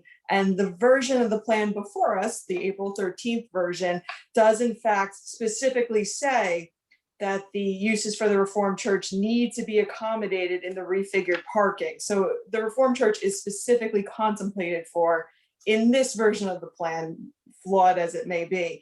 But I do think that area as a whole needs redevelopment in order to improve its overall contribution to the neighborhood, not necessarily during daylight hours, but during nighttime hours, get more people there. So that was just my comment about Track C and the development over there overall. And I do also think that with the other public spaces, I don't think the master plan demands that the larger public gathering areas all have to be consolidated in one spot in one lot. I do think we're allowed to spread it out over several blocks in several smaller spots in order to help make up the difference. I think it's wonderful, the square that we have. I don't think it's the only way to continue with public engagement, as we've learned with the Southard closure with the open area in front of Pino's with the wonderful Welkowitz Pavilion and all the classes we have there. Some events take up large amounts of space, but a lot of them take up a lot smaller spaces. And I think we can continue to improve on public spaces across multiple sites and multiple lots and still be consistent with the master plan. I just thank because you. you referenced me, Rebecca, I'm sorry. I don't disagree with you. I agree with you that you can absolutely utilize those spaces in different areas. I would just like to see them before I'm being asked to vote on it. Understood. Right. But Rebecca, your point is well taken. The language is there that is articulating that there both be those spaces and that the parking considerations be met. So Jeff, and then we'll go to Alan. The reference to, we were on the, many of us were on the planning board when we adopted the master plan at the end of 2019, early 2020. And the issue over the continuing operation of the farmers market and the space requirements for it have always been sort of front and center and important to the planning board and important to members of the public. And so, when I voted to, adopt the master plan as not just a vision or a plan, but as policy, it's and it's policy. It's not law, but it's policy, and larger public spaces. So bigger events like the farmers market have their adequate space, not just for the space it currently uses, but for that to grow, and that it has grown over the years. And so, yes, we don't have to have one big space, but this redevelopment plan, remember, we have to judge whether it's consistent with the master plan, this plan, and what is apparent and obvious in this plan is that the farmers market would need a new place, and this redevelopment plan does not provide a place for the farmers market. It just doesn't. Now, maybe it would in the future, some other plan, maybe, but man, we have to decide whether this is consistent with the master plan, this redevelopment plan. And, I'm still concerned over Parcel C. And I understand Main Street has some other visions, and I'd like to, when we get to the public, I'm sure there's some members of Main Street that would probably talk about it, but I'm still concerned over that. And I'm still concerned over, over the fact that when you look at the circulation goals in the master plan, they are at least evenly weighted between bicycle and pedestrian improvements and parking management. And what this redevelopment plan does is it puts parking supply right center of everything else. And I understand that there's an RFP for a parking consultant, and that the parking consultant will look at the bike ped plan. Oh, that's nice. Document review, but the deliverables are all on parking. And so again, it's sort of the emphasis from the master plan has shifted from what is really sort of more of a holistic, where bicycle, pedestrian, non-motorized, modes of transportation and getting around are subsumed from the parking, which seems to now take the literally center of all the discussion. And then in the whole redevelopment plan centers around one big parking garage. And I don't remember that being the center of discussion in adopting the master plan in 2019. I have such an opposite reaction. I think a centralized parking structure is specifically designed to limit vehicular traffic throughout town, to encourage a walking town and to encourage, but it's very interesting to me that you have a different reaction to a centralized parking structure, because to me, it's the consolidation of where we send the motor vehicles in town. And that is consistent with the goals of limiting cars coming in and out of each individual business or each individual residence that gets set up. So what I'm saying is the opposite emphasis. reaction. It's the emphasis. The emphasis. The emphasis is on the problem, which is cars. When Jim presented the master plan as being developed, and we had the public outreach, the idea was to manage parking. Now that may include sharing parking. It may include at some point centralized parking, but that was not the conclusion of the planning board when we adopted the master plan. we did not mention a parking garage, because if we had, that would have come up. And that, to my knowledge, I don't see it in the minutes, and I don't see it in the plan. Maybe we need a parking garage. Maybe, well, maybe we want, but let's have it Whoa, whoa, consistent whoa. parking. We should have a Speaker parking, we should do the, we should do. Listen, I we don't should want do- everyone speaking yeah. at the same I know, time because then we can hear I was- nobody. I So I'm was gonna keep, talking now. So I would just say that it seems to me that, you know, you would do a parking management plan, determine whether you need a parking garage, then you put out a redevelopment plan for a parking garage. Kim, if I can just chime in real quickly. sure. There's been now 2 hours worth of discussion by members of the board. And there's been, we're starting respectfully, I'm not saying these points. One are hour, but okay. Well, we started at 7:30. And we had a presentation for almost an hour, but okay. I Well, that's what I'm understand saying. where So you're going with this.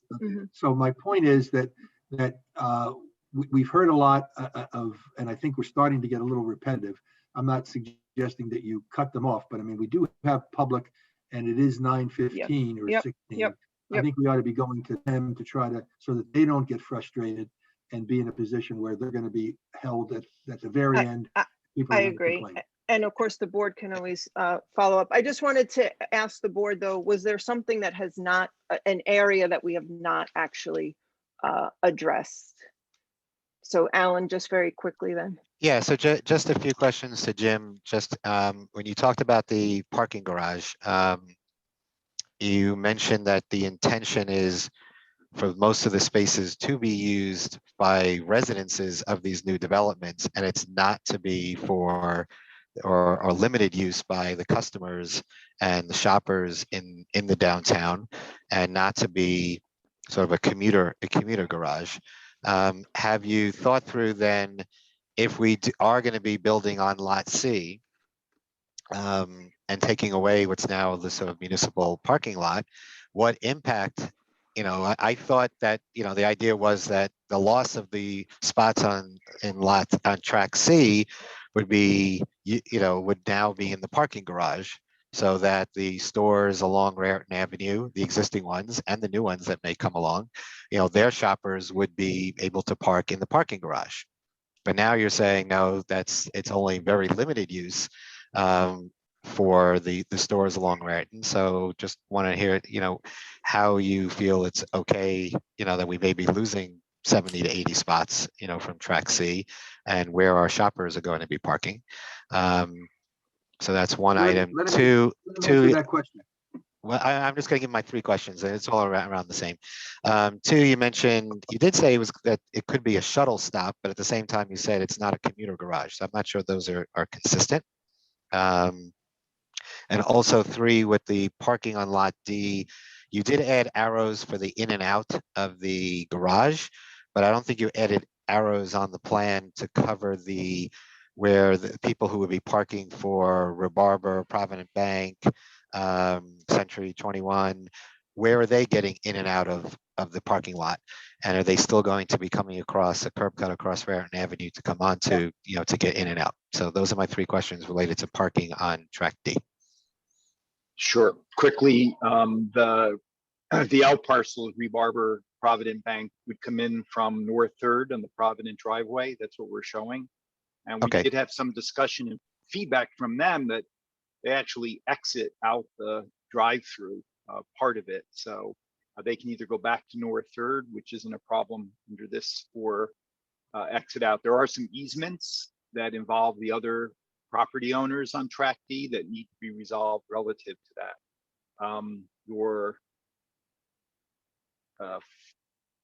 Maybe I'd step back a second on the first question. The primary purpose for the centralized parking facility is to facilitate redevelopment. Maybe to go back and address something Mr. Perlman said earlier, the master plan actually does address that. Under prepare a parking management plan, it encourages shared parking and cooperative parking agreements, and permitting off-site parking as a strategy to develop smaller properties, which is effectively what we're doing in the strategy for all of these. And I would say that I don't think that the centralized focus of this redevelopment plan is parking. I think it's really trying to figure out how to rationalize parking. And Rebecca, I appreciate, I didn't mention what you said, which is this whole issue on trip generation and traffic. I think actually there's a benefit to what's happening right now, perhaps in some of the neighborhood streets in the downtown, by actually consolidating it. And there's some advocates who believe that this is actually pro-pedestrian and bicycle and alternative modes of transit, because it's sort of taming the parking situation. And one of the reasons the master plan says prepare a parking management plan, Alan, this is your second question, is, I believe, is because right now we have basically an unmanaged, unregulated downtown parking situation. So I don't know that you actually have, it's very difficult right now to try to handle some degree of parking planning because it hasn't been studied and really put into a holistic approach. And I agree with that. And I think that's kind of where Jeff was just going a minute ago. It's a chicken or the egg a little bit here as to what should come first.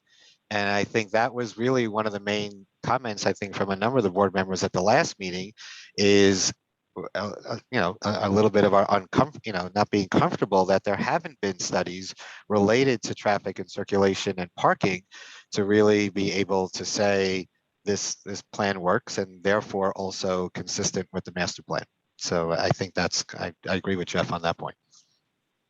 Okay, so at this time, I'm going to jump in and I will say, because I do believe that we do know that there's an RFP for the circulation and for this study, and we also do know that this is a plan and that there will sort of be further back and forth. So hopefully that information would get feathered in at a critical time before final plans are made. I guess we could agree or disagree on when the critical time is. Whether the critical time should be now, or the critical time is when a developer wants to come in and do a project and says, "Oh yeah, I want to do a project," but then you do the study and say, "Oops, sorry, it doesn't work." So I guess that's the question. Right. Then they would right. But we would get that answer. Okay, so Jen, you're gonna have to help me out a little bit here. So at this time, I will open up the meeting for public comment. I will say that we did hear from the public at our last meeting. I'm going to ask people that, and this is just a request, people that have already spoken to maybe wait till people that have not spoken at the last meeting get a chance. I had made the mistake. I thought everyone that wanted to speak at the last meeting had spoken, and then I think there was a mix-up with what my understanding what Jen had said, and maybe there were some people that were waiting. So if there's a way, I don't know how it queues up, but maybe try to refrain from speaking initially if you've already spoken. I'm also going to ask you to keep your comments to 3 minutes, and I will give you the old heads up when a couple minutes have gone by. And that's really because we want to hear from the public and as many people as we can, and not just hear one person, maybe say some of the same things over and over. But we do want to hear from you. We value public input. So with that said, Jen, I don't know, I guess people, what do they have to do? Raise their hand and you'll, Yep. And then once Jen calls on you, you'll have to state your name and address for the record, and Roger, you'll swear people in, correct? Okay. Jen, take it away. The first speaker is Daniel Stern Cardinal. Okay. So I do know that, so I guess people are gonna, even though they've spoken before, maybe are gonna come speak again. Sir, may I? Yes. Sir, do you swear or affirm that the testimony that you're about to give will be the truth? I do. And would you be kind enough to state your name and address, please? Sure. Dan Stern Cardinal, 221 Harper Street. And yes, I did speak last time, but I want to comment again since the discussion has ranged far and wide since last time. So I want to say two quick things. First, a lot of what is being discussed is about eliminating parking. And I just want to point out that we have a lot of data on the question of the economic impact of eliminating parking. And eliminating parking is an economic benefit for downtown areas, especially when you replace it with living spaces. There's plenty of economic data on that. And at this point, it's not particularly ambiguous. So the goal being economic development, that should be something we aim to do, is replace parking with places where people can actually live. The second thing is that this is a consistency review. I'm an outsider to this process, but I'm an outsider who reads all of the documents. I've actually read the redevelopment plan and the master plan, and I watch all of the meetings. And this is what things look like to me. The question is whether the redevelopment plan is broadly consistent with the master plan. And I mean, I have the two documents open on my desktop right in front of me, and the answer is obviously yes. Just looking at the master plan on page 35 under redevelopment projects, it specifically calls out, I think it's tracks A and B, the 137, 139 Rowden Avenue and 130, 134 Rowden Avenue. There's paragraphs on each of those. Down on page 37, there is another section on the Gateway redevelopment project. And then jumping down to page 43, there's under land use recommendations, there's amend the zoning ordinance to incorporate new permitted uses. Further down on that page, custom tailor infill / redevelopment by utilizing site-specific redevelopment plans. Like, you can go through chapter and verse and see that there are specific things in the redevelopment plan that are tailored to match specific provisions in the master plan. So it seems like these are consistent. Now, obviously, it's very broad right now, but down the road, when we have specific proposals, we can ensure things like having equal or larger public spaces. But again, from what I've been listening to for the last couple of meetings here, it doesn't seem like it's possible to make that determination at this stage in the process because there are no specific proposals on the table. So down the road, I think it's super important to hash that stuff out. But it doesn't look like without specifics, you can actually make a determination based on the information we have now in terms of any specific projects. It's just, is the framework consistent between document A and document B? And I mean, it seems pretty obvious to me that the answer is yes. So please vote yes in terms of the consistency review. And then down the road, we can figure out when we have specific development options on the table for each of these sites, we can use that stage in the process to ensure that we preserve enough spaces for public events, for example. But at this stage in the process, it's all about consistency, and looking at the two documents side by side, I think the answer is obviously yes. So please vote yes. Thank you. Thank you. Jen, who do we have next? Randall Solomon. Sir, do you swear or affirm that the testimony that you're about to give will be the truth? Yes. And if you'd be kind enough to state your name and address, please. Randall Solomon, 331 Felton Avenue. Thank you. So my few comments on the issue of the parking garage. I just want to point out that the reason for the parking garage is not for its own sake, although it does, take what is currently an eyesore and make it like fairly people-centric. But the purpose of the parking garage is to enable apartments and retail spaces in the rest of the downtown. We tried very hard for many years to try to bring in developers, and we could not get big enough spaces that could accommodate what a developer thought was worthwhile to build and accommodate the required parking. And so this is a very pedestrian-centric way to be able to actually get all the vacant properties in downtown developed. And that is the primary goal, and we can't lose sight of that. So this is not a parking-centric plan. This is a building and people-centric plan that happens to have a parking solution built in to make the whole thing work. And I think, on the process, I have not reviewed the master plan in depth enough to say whether or not it's consistent. So I don't know if, I can't advise you whether to vote yes or no, but I do think that earlier, Kim, you were very much on the right track in saying that, whether it's, you find this as an inconsistency with the plan, or if you say this is a recommendation that you really want to see baked into the plan, that you're on the right track in saying, let's identify some specific stakes in the ground that we want to address, so if there's a certain square footage or a certain operational benchmark that we want to see for a town square and a public space, let's get those numbers in there. Because I think people have to recognize that there are a lot of movable parts. It's kind of like a jigsaw puzzle a little bit, where we don't know which pieces are going to fit where. That's the wrong analogy, because it's like different things will fit with different spots. It's not all predetermined. But there are some things that we might orient around and say are immovable, right? So would I be in favor of the open space being on tract C or tract D, or I don't really know. It depends, right? It depends on what's going to be on the other tract. And a developer might come in and say, hey, you know what? I'm completely willing to build up the area between between first and second, and I don't need any additional parking.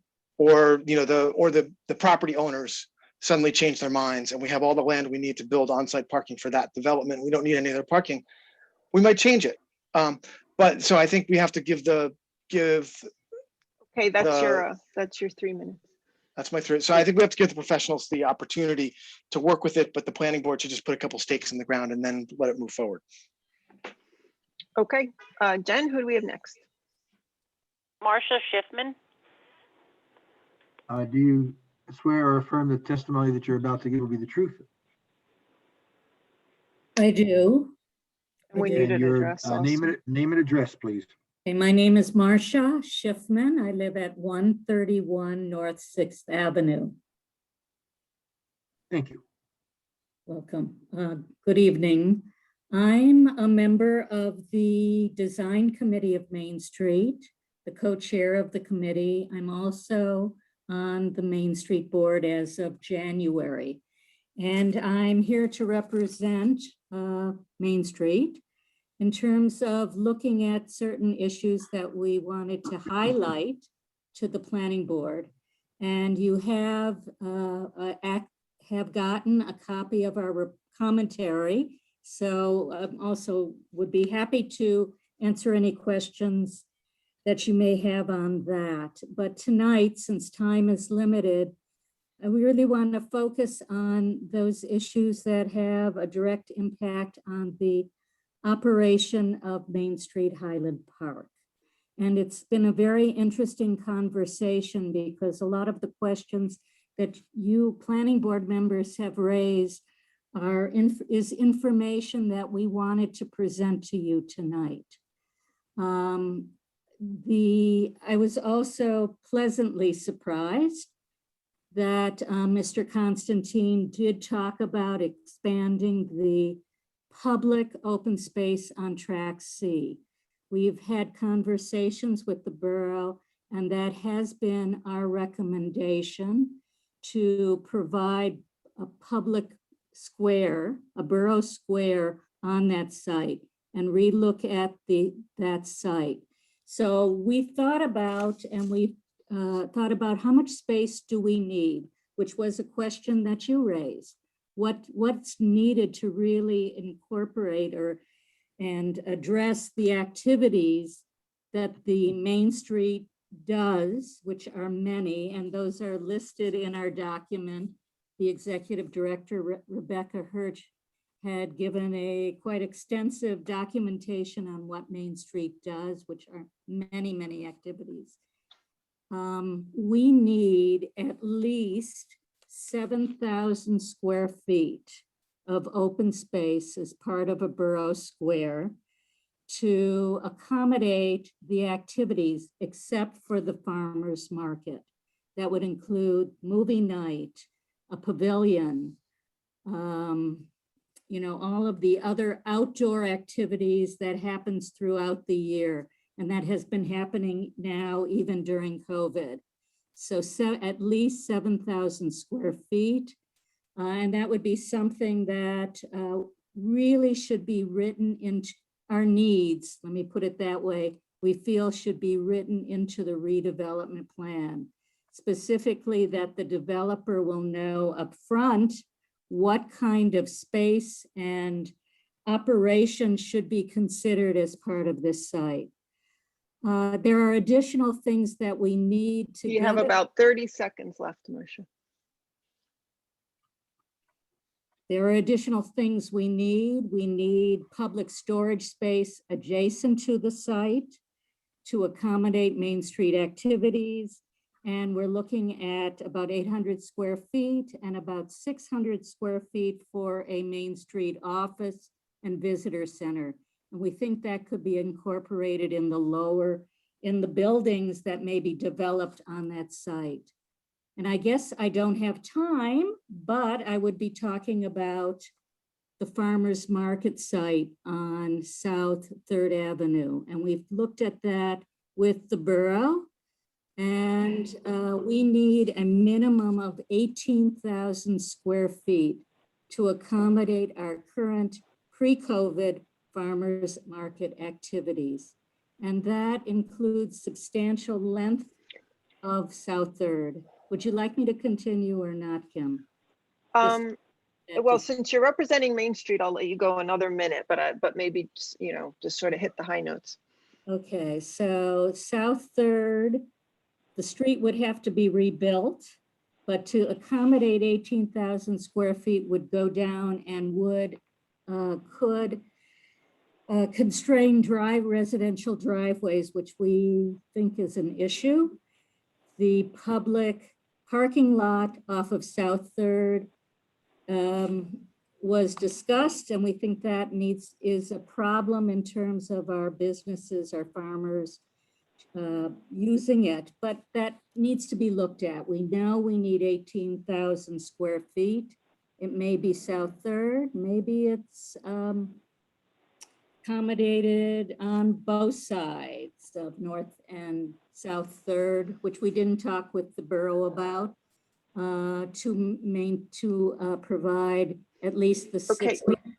Okay, so I'm gonna cut you off there, since obviously you guys do have a seat at the table with the council in terms of making some of those real specific requirements part of the conversation. Okay, thank you. All right, thank you. Jen, who do we have next? I'm gonna go with phone number ending in 4445. It looks like Okay, Randy's hand is raised twice. Okay, all right, there we go. Sir or madam, do you swear or affirm that the testimony that you're about to give will be the truth? Hi, Lois Lebbing here, 100 North 2nd Avenue. Yes, I will tell the truth. Your Would you spell your last redevelopment name, plan, please? Would you be kind enough to spell your last name, please? Lebbing. Great, thank you. Good. Redevelopment plan, Tract A, page 25 and page 70. They both refer to a non-existent walkway. There has never been one from Raritan to the Highland Montgomery Apartments here at the end of Dennison Street. I know it looks like it on your satellite photos, but there is not any walkway there and never has been. Now, also on Tract A, page 33 of your plan, it talks about, as you've mentioned tonight, all traffic will enter and exit off Dennison. I'm going to say good luck, because for decades I saw Sunoco's storage area here, and the tow truck, even if it had nothing towed behind it, had great difficulty heading up this hill, which not 1 story, but the master plan calls 15 feet high. So it's rather steep where old Brewery Lane had been.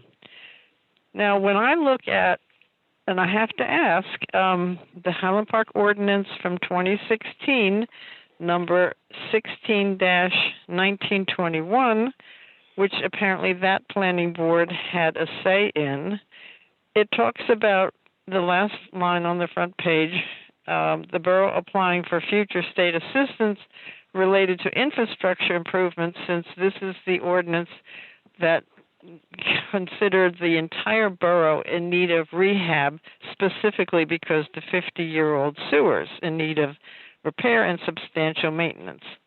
So has anyone asked the state to enlarge or clean out the sewerage line under Route 27 back in the 80s, and 88 and 89, it was found that part of the sewer flooding, which was townwide, here on North Second, it was because I'm going to say DOT, not DOT, but whatever is the sewer line near the Sunoco at the top of North Second was 99% cemented shut. So rather than all the triangle sewage going straight under heading toward the river along the sewer line, it would turn this way toward North Second. So that didn't work, and I believe, and CMA will know in their files, Bruce Koch was very active, that it was the sewer cement that shut was opened, but only the top half was opened. So you still have the bottom half closed with concrete. So I can't imagine 600 or 500 additional people not causing a problem in the state's sewer line. And I ask you to look into that if that hasn't been done. I see South Third had an emergency sewer funding cleanup, but that to me is important. Point taken. Do you have you're at your 3 minutes, so I just want to see if there's Okay, any other all right. I'm going to issues you finish wanna up quickly saying, spit out. Mhm. also in Ordinance 1921, if you read the 7th paragraph, it talks about the encourage infill development compatible with the scale, design, development, density, and the borough's existing residential neighborhoods, and to preserve and enhance the character and small town feel of the community. I do not know any small town with a parking deck 3 stories high. This will not at all enhance a small town feel. And is this a true document or is this a false document is my question, more to the borough council, I guess. Is it true that when this was passed, or is it false? Thank you. Thank you. Jen, who do we have? Randall Solomon. So is that the Didn't we last just have person Mr. then? Solomon? Because we've heard from We just had Randall Mr. Solomon. Is there My anyone suspicion else? it might have been a spouse in the household with the same login, so that's why I suggested, but maybe not. Oh, this is. We can let him speak so we can tell if it's Yeah, Rebecca or. Yeah, right. Yeah, I've already unmuted. Well, Hello, who do we have there? Rebecca, is that you? All right. I see that Randall Solomon is still muted. All right. Okay, let's move on. Okay. They can come back. Okay, the next will be Sasha Rudy. Do you swear or affirm the testimony that you're about to give will be the truth?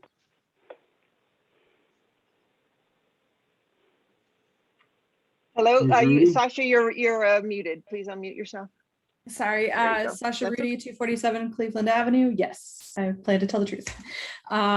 I'm not an urban planner, but I have played many multiplayer video games and virtual worlds in the last 20 years. Residents in the games choose where to live, gather, associate with their neighbors, and have a sense of space.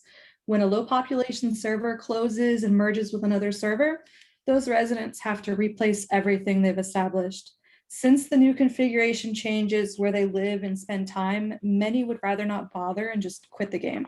To tie this in with Tract 3, the pavilion was only just built in the last few years. People took some time to get used to everything and have a sense of pride over it. To take it all away, you're toying with a major part of the town's identity with no idea how it will shake out. What would these smaller spaces consist of, and how would they honor the original feel of the Main Street Highland Park lot? And then lastly, the city of Rowlett, Texas announced that they were collaborating with a builder to use premium parkland the city owned in order to build a sparkling lagoon wave pool thing that they thought would make it a tourist destination. The city packaged this land for a developer who assured them that it was possible. The developer then built a bunch of apartments and condos, and a year or two later announced that the lagoon wouldn't be built, just couldn't. The city then had to find a developer that would only build the lagoon because the first developer used them to build housing. I'm concerned that these meetings are fast tracking things and any interested developer will focus on the living spaces and not the community spots. So to be clear, I am for development of the other tracks A, B, and D, but I think that community needs to be properly honored. So that's my 2 cents. Thank you. Jen, who do we have next? Peter Spool. Do you swear the testimony, do you swear or affirm the testimony that you're about to give me the truth? I do. I'm Peter Spool. I live at 146 Graham Street on the south side. So let me start by saying that the term centralized parking is a misnomer and is misleading. The proposed parking deck is right on the edge of all the proposed development, the redevelopment plan.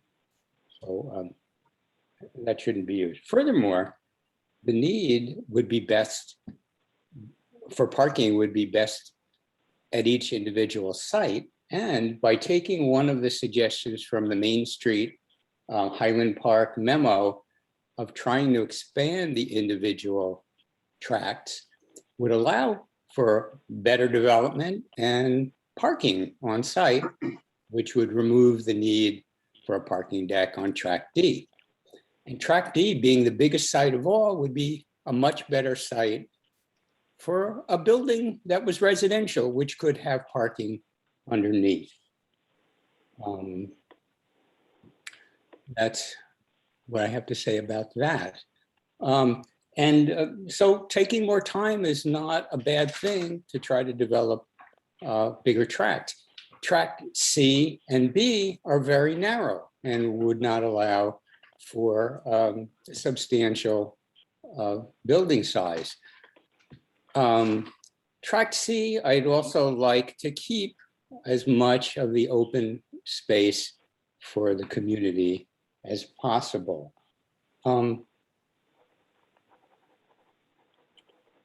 Let's see, just something that would be an interesting idea to be able to incorporate perhaps the classic cleaners into site A would be to develop the later phases in combination first, and then offer a space to classic cleaners in an already developed location, which would enable, if they're willing, to incorporate the current classic cleaner site in what's now the first phase of track A. I yield the remainder of my time to the woman from Main Street Highland Park to be able to continue what you were saying. It's about 20 seconds, so. But thank you. Jen, who do we have next? Carl Prey. Sir, do you swear or affirm the testimony that you're about to give will be the truth? Hello? Yes. Is this Mr. or Miss? Okay, go with. Yeah. This is Mary Forsberg on Carl Prey's computer. I'm sorry, I apologize. I didn't catch the name. Forsberg. Mary Forsberg. Oh, hi, Mary. Okay. Do you swear or affirm the testimony that you're about to give will be the truth? I do. And if you could state your name and address, please, because we don't have it on the record. Mary Forsberg, Forsberg, 317 Denison Street. Thank you. I'm kind of at a loss on what to say about what is going on tonight, because I sent you a 2-page document earlier today to every member of the board explaining why I believe this redevelopment plan is totally inconsistent with the master plan. And part of the reason, or the main reason, is that Track D has never been part of any master plan. It was not part of the 2019 master plan. The problem with having Track D, the problem with its inconsistency is that the majority of Track D is zoned professional office, which does not permit a parking garage. And I know that actually I remember Mr. Bauman saying that this is not a redevelopment plan. This is in fact a zoning plan. And basically, if you read the document that I sent you, I explain exactly why that is. The parking thing, I agree with Jeff Perlman that this has become all about parking. And I've lived here for over 30 years and parking has been a major discussion all the time. There have been any number of parking studies, actually. I know there's an RFP out. I sent an Oprah request, and there are about 4 or 5 different parking studies that have been done, none of which really say there's a huge problem with parking. And basically what they say is the problems that exist with parking exist towards New Brunswick, towards the train station, which a parking garage on Denison Street and North 3rd would not solve. The pictures that Mr. Constantine showed show a 3-story parking garage that is wrapped. It's the same picture as the original. There's nothing new in there except the Festival Street is sort of gone. But it shows a 3-story parking garage when you're talking about a 3 to 5-story parking garage. So it does not fix the problems for Denison Street and Track D. We will be looking at a 5-story parking garage if a 5-story parking garage is built. And I don't think that you have any idea about how many cars would actually be parked in that parking garage. So by making the parking garage the center of the whole plan, you are creating a potential problem. You don't know whether you can fill apartments. You don't know whether you would fill a parking garage. But if you would please read what I sent you, I would really appreciate it. The one other thing I'd like to just very quickly say is that David Copperman is a friend of mine who is very frustrated by this plan. And he couldn't be on this meeting tonight and asked me to present what he sent. He also sent you a 4-page document, which talks about the problems that he has with this plan. And a lot of his problems consist of the fact that there are no data to support anything that is in this plan.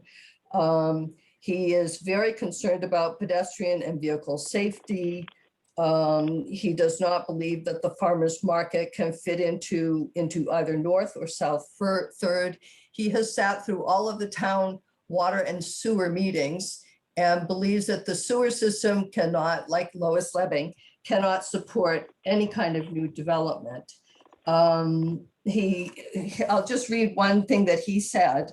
He said, I recently drove up New Jersey 27 from Princeton to Linden. On that entire stretch of state road, there is one building site of the sort proposed in the central business district in Linden. I don't know if it's what is technically in their downtown or not, but Highland Park is basically 27 is our main street. So any big development is going to impact Route 27 enormously. And I guess that's all I have to say, but I know that David sent you his document. I sent you mine. I will be synthesizing. I now have the parking studies that were done. I know that Mark Liebskind has done a parking study. And I think that this plan is, you have done no research, and I think this is really. Not the board has not done research. Well, no. And I think this plan is just, it should be a non-starter. I think you need to start all over again, frankly. Mary, it's my understanding, it's my understanding that you are, if I can, hold on. It's my understanding that you are in agreement with Mr. Copperman's opinions. Is that correct? That these are your opinions as well? Yes. We need to get that on the record. Thank you very much. Thank you very much. Okay, Kim, thank you, Mary. I'm sorry to interrupt public comment if I can. Just before we move on, Ms. Forsberg made a comment that she emailed her comments directly to all the board members. I just want to be clear about something for everyone listening to the public. As a board member, I only consider information presented to me through the planning board process, through the planning board attorney, through the chair of the planning board, and in this open public forum. I do not consider direct communications from the public designed to influence me outside of this public sphere and public realm. Someone from the public was asked specifically for this board member's all the board members' private email addresses, and we're told members of this board do not have borough-sponsored email addresses, and they are not our private emails are not public information. This person then abused the Oprah process to usurp our personal emails in order to start sending multiple emails to our private email addresses. So I want to be clear that that's not a secret that that happened, but I only consider the information available in the public forum, and I will not consider unsolicited direct communications to my private email, which frankly is a violation of my privacy. So if anyone out there is listening is the person who did this, please be advised that I'm blocking your email address. I will only consider information sent through the board's attorney and through proper channels. Thank you. Thank you, Rebecca. thank you, I think Rebecca. it's very clear that, and I've indicated that private email addresses are not to be given publicly. I don't know how they got out, but nonetheless, any communication that is going to be coming should be coming to the board secretary, and with all due respect, that is not Alan Williams, that is Jennifer Santiago. She is the clerk, which is, I understand that Alan is technically the secretary, but everything goes through Jennifer Santiago. And so therefore it gets filtered that way. It is not to go to individual board members because, as Rebecca has indicated, they will not be considering those individual emails. They will be distributed through the board based upon my review. Thank you. Jennifer, can we, do you have a sense, or Terry, how many more speakers we have at this time? There's 6 hands, one of which appears to have spoken before. 6 hands. All right. So we're gonna, we try to end at 10. We will try to wrap this up by, I'm hoping 10:30. So I'm gonna really ask the next people to I'm gonna keep you to your 3 minutes, and if you can be shorter, please be shorter. So Jen, who do we have next? Webster. Sir or madam, do you swear or affirm that the testimony that you're about to give will be the truth? I do. Could you state your name and address? John Webster, 95 South Adelaide. I was one of the 6 people in last month's meeting that still had my hand up. So thank you for calling on me. I'm a member of Main Street Design Committee. I was one of the writers to the report that you supposedly have in your possession. I would like to speak to the consistency review that we're going through today. And I would like to give an example of why maybe you should consider it a different way. And that is, I know sometimes an applicant will come before your board and they'll be required to have, say, 10 parking spaces, but they only have room for 8. And then the solution is you get the applicant to sign a letter saying that they have leased a parking stall from, typically it's a church, or in the past it's been a drug fair. Okay, well, what happens over the course of, say, 20 years is that you find out, if you do a little research, you'll find out that a lot of these leased parking spaces have been leased maybe for 5 or 6 cars. So there's a big pileup in theory on that lot.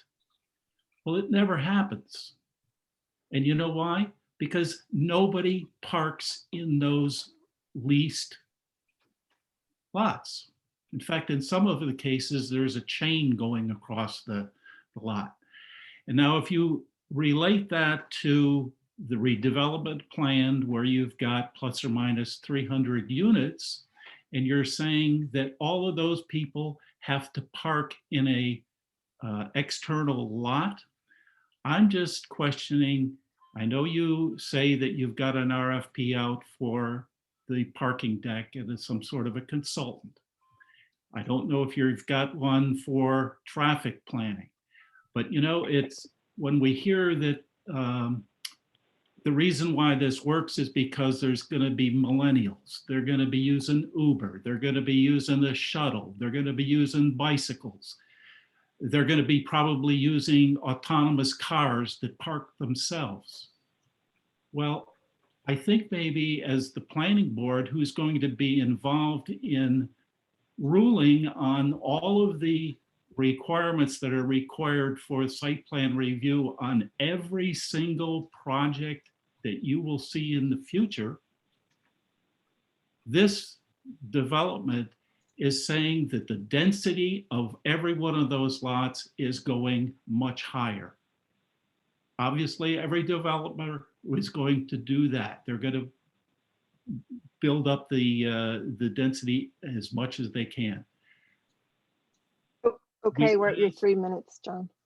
We asked Mike Hale, Matt Hale, sorry, whether or not the borough was going to hire somebody. He informed us at our last meeting that they already had, and he called it essentially a parking garage guru.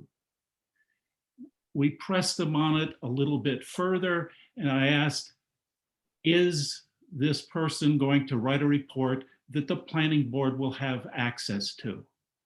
And he didn't really answer our question, and we later found out that this planning board guru, or I'm sorry, garage guru, was going to be for the borough's use, not necessarily for the planning board's use. So I just caution you on all development that it is going to be difficult. I will leave it that way for making any kind of decisions. Thank you, Mr. Webster. It's Okay, your time is thank long you. since. So, Could we have Terry sort of clarify that last comment about exactly who will have Matt, access? maybe- to well, this? let's Maybe we can get the public done and then you can respond. let's just get through and then we'll then in our discussion you can take that one. Jen, who do we have next? Stephen Hambro. Sir, do you swear the testimony, or affirm the testimony that you're about to give me the truth, so help you God? Yes, but I'm an attorney representing Parikh Real Estate Holdings, 18 North 3rd, which is the Park Eye Center and also the Center for Allergy and Asthma. This is a What firm, again, can you tell us what firm you're with, please? Hambro and Mitchell. Thank you. Firm is located in Dayton. I'm a resident of Highland Park. Co-counsel is Henry Kent Smith, who submitted a letter dated May 19th to the board, to Mr. Thomas, to Mr. Constantine, he also submitted a letter dated May 12th prior to that. I just want to confirm that those two letters are included in the record as part of the proceedings in front of this board, number one. They've been received. Thank you. So I was initially heartened because Dr. Parikh, who's the owner of the LLC that owns those properties, is vehemently opposed to the closure of North 3rd Avenue. He has a longstanding 45-year medical practice there, which has a lot of non-residents who come to Highland Park to that practice, who are elderly, who have disabilities, and the closure would be extremely detrimental to that practice and to those patients as well. So just to paraphrase, and I was excited when Jim Constantine advised, or he gave his presentation, and it seemed as if the closure of North 3rd was being taken off the board. I did, in my mind, have questions as to what procedure was going to follow that, whether the plan was going to be amended and by council or by the redevelopment entity, and then amended and sent back to this board for the recommendation process and consistency process. But that seemingly was undercut when Mr. Baumann then spoke that the plan was moving forward as had been presented and passed by council originally. So I just want to start off, I'll paraphrase somewhat from Mr. Kent Smith's letter, which is important in that. You have one more minute, Mr. Hambro. Thank you. The planning board owns, under the MLUL, the planning board owns a master plan, which provides a statutory basis for the adoption of all zoning and development regulations. Therefore, the board is free to make any recommendations the board believes necessary to bring the proposed development regs into greater conformity with the plan. And that's what we're requesting the board do. There are numerous deviations, we feel, from the master plan relative to the closure of a public right-of-way in order to create a public space. There is no discussion within the master plan recommending the closure of any public street. In fact, the plan recognizes that the existing location of the farmer's market on borough-owned property constitutes an appropriate space for a proposed borough square. That's on master plan page 33. In addition, on page 37, the plan recognizes that the best location for a downtown public gathering space is in the present location of the farmer's market. Therefore, the proposed closing of North Third to accommodate a public space is inconsistent with the master plan. More problematic yet is the parking deck, which would access from North Third. Is incomprehensible to close a public right-of-way providing access to the primary parking structure for downtown. I think that's been raised previously. Certainly Ms. Hammond raised that last meeting and again here. The plan contemplates You got 30 seconds, Mr. Hamber. to identify those areas that could provide much needed parking for downtown businesses. It is our understanding, based on the presentation, that no parking management plan has been prepared. I guess that's in process now. This closure presents traffic concerns relative to local businesses, most notably the medical practice of Dr. Parikh. It seems to me that the proper way to approach this is to go back, amend the plan, have council amend the plan and represent it. If you're going to give credence to what Mr. Baumann said about the process and the listening to the public, well, those items, those comments, Dr. Parikh, this entity never received public notice.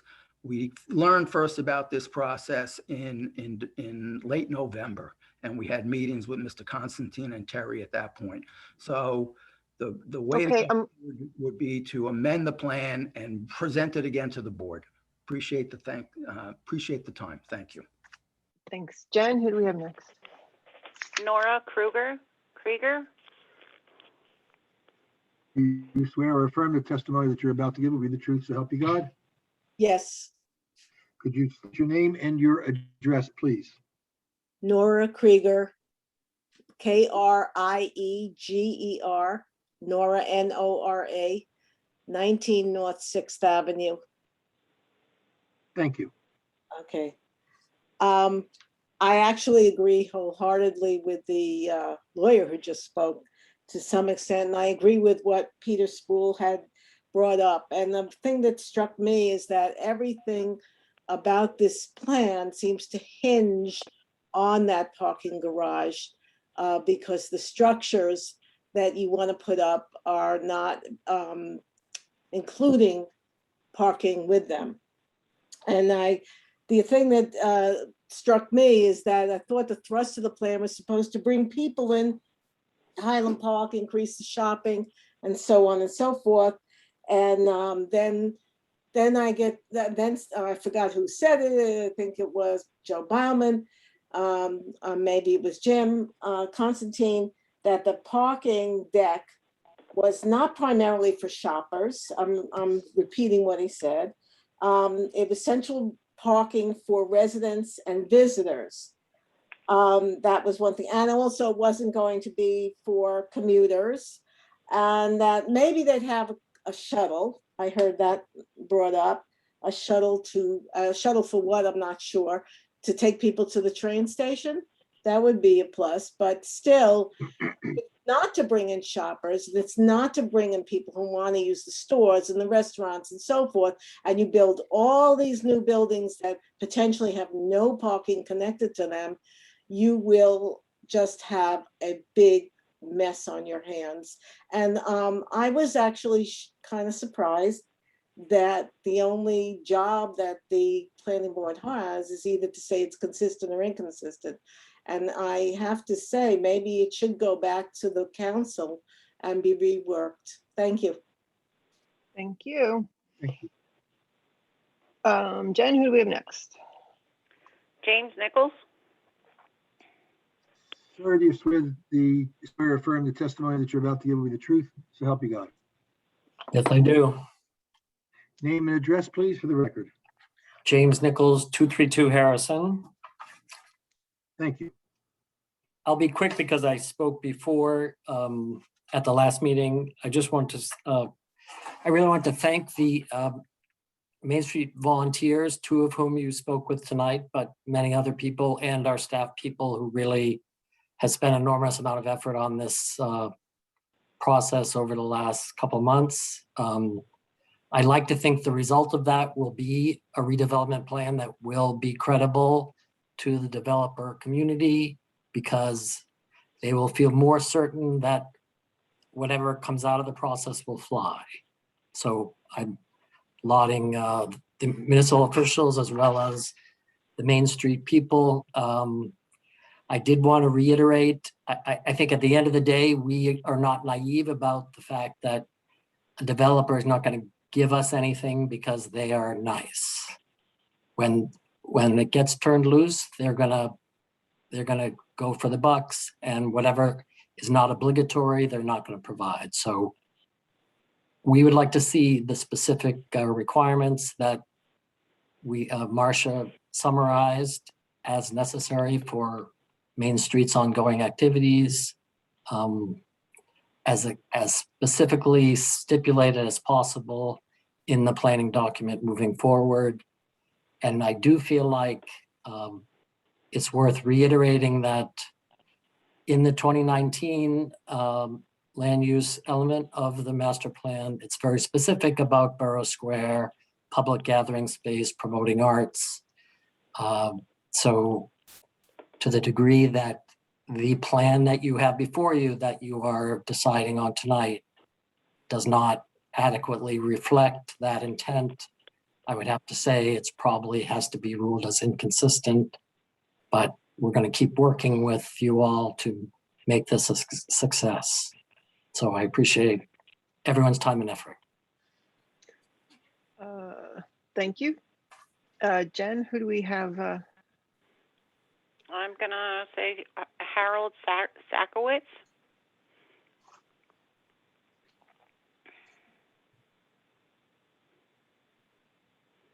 Sorry about that.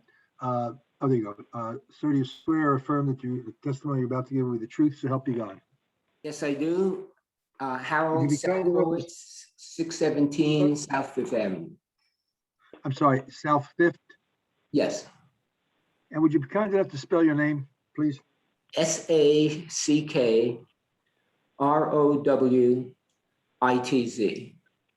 Thank you. Okay, so I've actually, should I just go now? Okay. So Yeah, I've been yes, curious about the issue that Mr. Webster brought up. I've been thinking about that for a while also. I've also been, over the years, been to many planning board hearings, and we do always ask new developers to have a certain number of dedicated parking spaces. And some of them are a few spots short, and they do make arrangements with places. They used to make arrangements with the Y and other things that have gone out of business, but it never dawned on me that we don't force people to use those spots. Okay, those people can use any spots they want.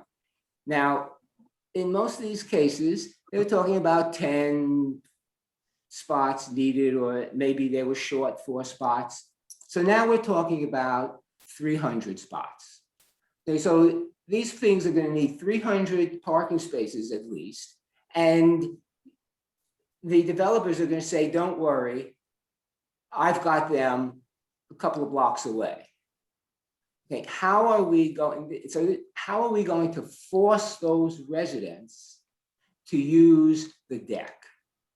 Because if those 300 cars don't use the deck, then where are we? All right, so the only thing I can think of, and people have mentioned, is you can do things like put parking meters on Raritan Avenue and on a couple of the side streets. Or you can have resident parking stickers for everybody else except the residents of Raritan Avenue. So this guru or whatever, there could be some serious actions you have to take to make people use that lot and make that effective. And some of those things may be not even close to things that are acceptable to the rest of Highland Park. So you do have to, I think you do have to have a little bit clearer plan about the parking. Thanks. Thank you. Jen, who do we have? Anyone else? Dan Stern Cardinal and is the last hand, I think. Is that the last hand? Yeah. Okay, then Dan, we will give you 2 minutes. And then I am going to close the public comment after that. I will do it in less than 2 minutes. So my first comment here is that housing is a good thing. More places for people to live is an affirmative good for a downtown area, and the master plan recognizes that. Specifically, part of the master plan is about more housing and more diverse housing where appropriate in town. Along Raritan Avenue is the appropriate location for that. So that's like spot on consistent with the master plan. Aside from the consistency, just on the topic of parking, no developer is going to build less parking than they need to be economically viable. That's just like dollars and cents. They're going to build what parking they need to make money on whatever they develop. So we shouldn't have parking minimums for sites. We should let developers have the flexibility to build what they think they need. Parking minimums are almost without exception an overestimate of what is needed, and you end up wasting space that could be better used for the health of the community as living space. The last thing I want to say is that we shouldn't have the attitude that we're trying to freeze the town in amber. We shouldn't say, I like it just the way it is. Tough luck for anyone who wants to move here but can't afford it. We should be encouraging more housing so more people can live in Highland Park. That's the single best thing we can do for the economic well-being of the downtown specifically and Highland Park in general.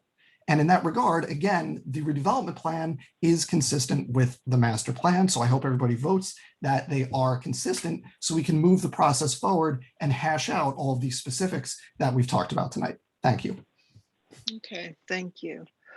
Okay, so at this time, I am going to close the public portion of the meeting. Jen, is that right? We have no more hands up? No more hands.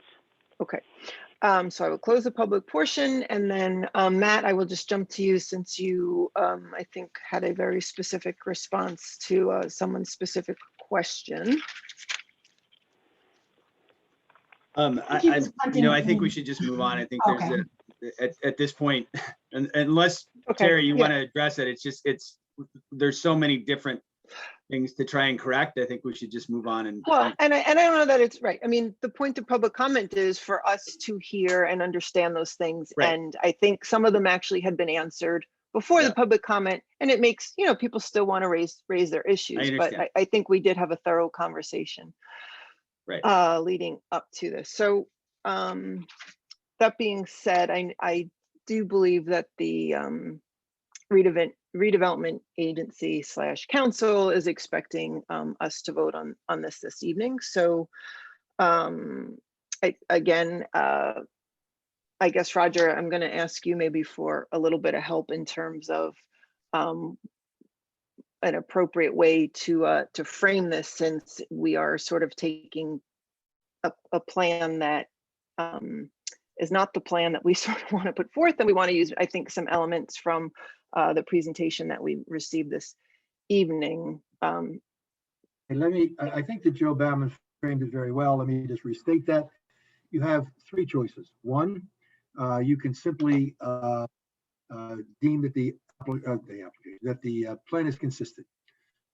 Two, you can indicate that the plan is inconsistent and to give the reasons why you feel it is inconsistent. I don't know that you necessarily have to give, chapter and verse, but I think you can give in general terms.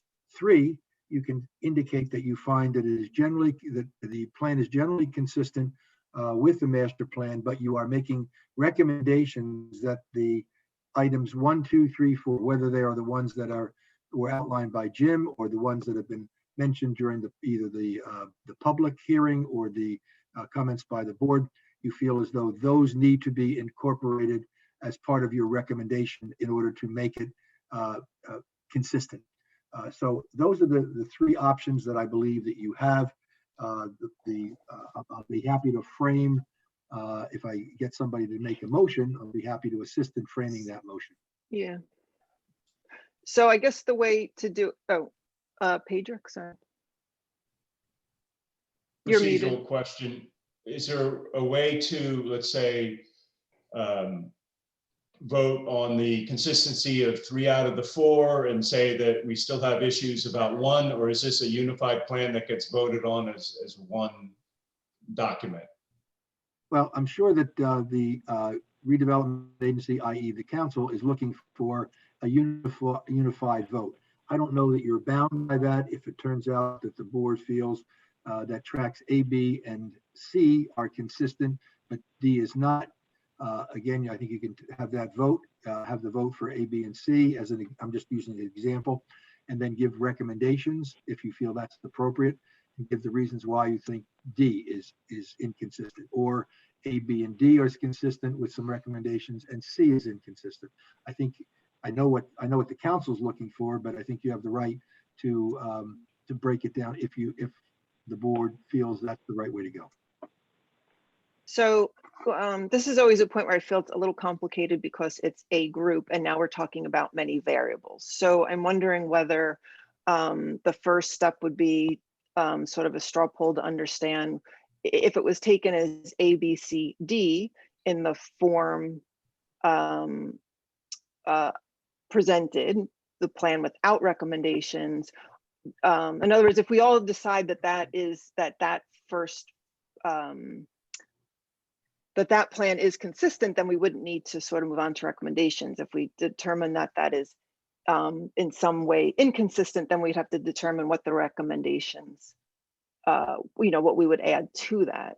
Unless someone wants to make a suggestion that is cleaner, then I'm not sure how we work it where we include recommendations.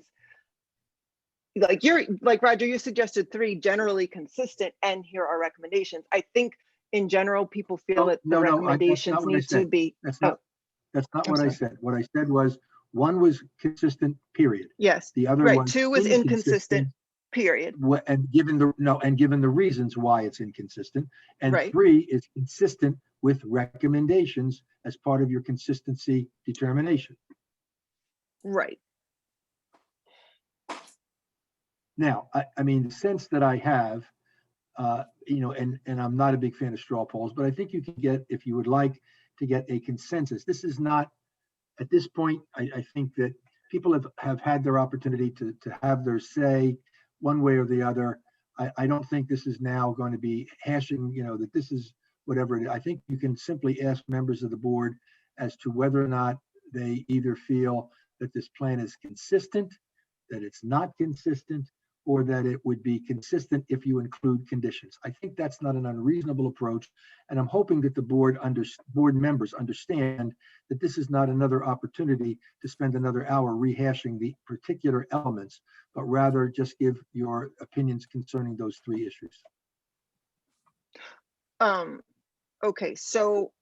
You sure we can't break off tracks A and B and treat them separately? I don't think anyone's had a problem with the consistency review on tracks A and B, unless I'm wrong. That is true. I would agree with that. Right. But I think they want an all, right. I mean, I guess we could make the statement that we believe that, that. Rebecca, and I'm sorry, Kim, to interrupt, but Rebecca, I mean, if it turns out that, again, if Kim agrees with what I've suggested, to get comments from the board, and your comment might be that you feel that A and B are consistent, C and D are either not consistent for whatever reasons you think, or that they would be consistent if there are conditions. That's what I'm looking for. That's what I think. Right. The problem is I don't think we're going to have a consensus on C and D on consistency review inconsistent or consistent, but with recommendations. I think we're gonna fall all over the place with those two parcels. And I don't know how we're going to have a majority on how to frame that back to council. So could I just suggest that there is, as Roger said, there is certainly the ability to say that they are consistent with these recommendations, these with additional recommendations that you can send back to council. So you can say, yes, they are consistent if A, B, C, and D are done. It seems to me that Well, perhaps it is consistent subject to these changes a possibility. I don't think, Jim, I think that's that's what what Roger Mr. said. Bauman was trying That's to what I said. disabuse us That's of what I doing. said, Rebecca. Yeah, Okay. I thought he said that it is consistent subject Well, to these. Hold on, this is consistent, but we don't think it's the best plan. Here's what you should think about. And then this is consistent if you make these changes, because otherwise it's not quite there. So I Right, guess which is that's- why, which is why I was saying, is it more accurate to say, we believe that as a whole plan, if we have to take A through D, that it is actually inconsistent unless you except for if these recommendations were included. Yes, that's. In other what I words, just for said. me That's personally, I option would be B. happy to say, I find that D is inconsistent the way it is presented in the plan, but with the recommendations from Jim tonight about not making that a festival street and rearranging the parking and not closing off other people's entrances to their private parking, businesses' private parking, that I would see that would be consistent. So I don't want to say it's consistent, but I'm recommending this because I think it's actually inconsistent until those action, those All right, let me try a different way. recommendations Why would don't we be, break it? Why don't we break it down? Let's get a determination. Let's get a discussion, a very, very brief discussion on parcel A. Is there any discussion with regard to parcel A that it is inconsistent with the master plan? No. No, parcel A gets a thumbs up. Yeah, we could do a show of hands. Yeah. Well, yeah, Okay. unfortunately. So let's move on my to screen- parcel B. Well, someone could put their hand up if they want, either their little figurative hand or their actual hand if they don't agree with what we're saying. Okay, so let's move on to B. So do I understand? Because I'm only seeing a bunch of blank spaces, not faces. So the point is that I gather A So is generally people are okay with that. Is that right? I'm okay with A. Yes, Yeah. I'm seeing no pushback on A. Okay. So A is okay. Let's go to B. Okay, so does anyone have any issue, pushback on whether that B would be not consistent? I am seeing no hands on B. Let's try to move this again in parts. Why don't we end up, Madam Chair, to see if you can get a motion to determine, let's do it in the positive, that parcels A and B are consistent with the master plan. Let's see if we can get that off the table. Okay, so I would make a motion that parcels A and B are not inconsistent with the master plan. I know you wanted it in the positive, but I understand. but that's what you said we were actually doing. I know, I hate the language, but we're stuck with it. Okay. Second. Do we have a second? I'm sorry, I missed who seconded that. Pedrick seconded that. Jen, roll call, please. Mr. Brescher, Yes. Ms. Hadhazy, Yes. Mr. Hale, Yes. Ms. Hand, Yes. Mr. Kluger, All right, yes. Mr. Linares, Mr. Malay, Yes. Mr. Nolan, Yes. Mr. Pearlman, Yes. Mr. Williams, Yes. Ms. Hammond. Yes. Okay, if we can Kim, I'm going to maybe suggest what we going could to, do- going to D before C, Roger. Okay, Good let's night. go to D. I see that Matt, do you have a hand up or? You're muted, Matt. I was going to suggest that we go to D. Okay, so you and the chair are on the same page. Let's go to D. Are there concerns with regard to the consistency of parcel D? And either through the little fake hands or real hands, maybe we could get a sense of whether or not there's a concern with regard to that. Okay, what I'm seeing is Kim, Pedrick, Alidra, Jeff. Rebecca, Steve Nolan, I don't see and Rebecca's Alan hand. Kluger. Oh, okay. See, I guess I apologize. Maybe my internet is not as strong as the rest of yours. I'm not seeing those others. So, okay. So Okay, there so we are have- a number. Yeah. Could I make a We have a motion number- to say something if it's consistent, if the recommendations by Jim Constantine are part of the new plan, especially the removal of the town space from North Third? I think that was the major conflict in my mind, how. With the you know, plan to move it to inconsistent- South Third. Yeah. Yes, I mean, to remove it from North Third, and we don't have a plan to put it anywhere else, but I'm just saying to remove it would make, and since the goal of that parking lot is to provide parking to enable A and B, it's kind of, it's connected. Okay, That would be, that's certainly one. Jim, are you Yeah. still there? I think Yeah, I'm that, here. no, not Jen, Jim Constantine. Oh, Jim is here. He's muted. He's muted. We need to talk. I need to talk to him for a second. I agree that is the big comment that was made with regard to parcel D. Were there any others, Jim, that you wanted to include? Can I just ask Jim a question about a difference between the initial plan and what you showed us? So Jim, aside from the removal of that street being a closed festival street, was there indeed a shift in terms of like buffering that parking deck that was not, I'm just wondering whether that language is in whether the language to buffer that parking deck was in the is in the original plan, or whether that's something we would need to add. It In other was words, there. A line. So having the slip having the housing run along Dennison, and then That's having that other sort of box space to narrow the there. entrance to the drive, is all that language is all in there? Yes. Okay, Madam Chairman, yes. Oh, wait. No, John that's, Wiley, I have the application after this, which I suspect is not being reached tonight.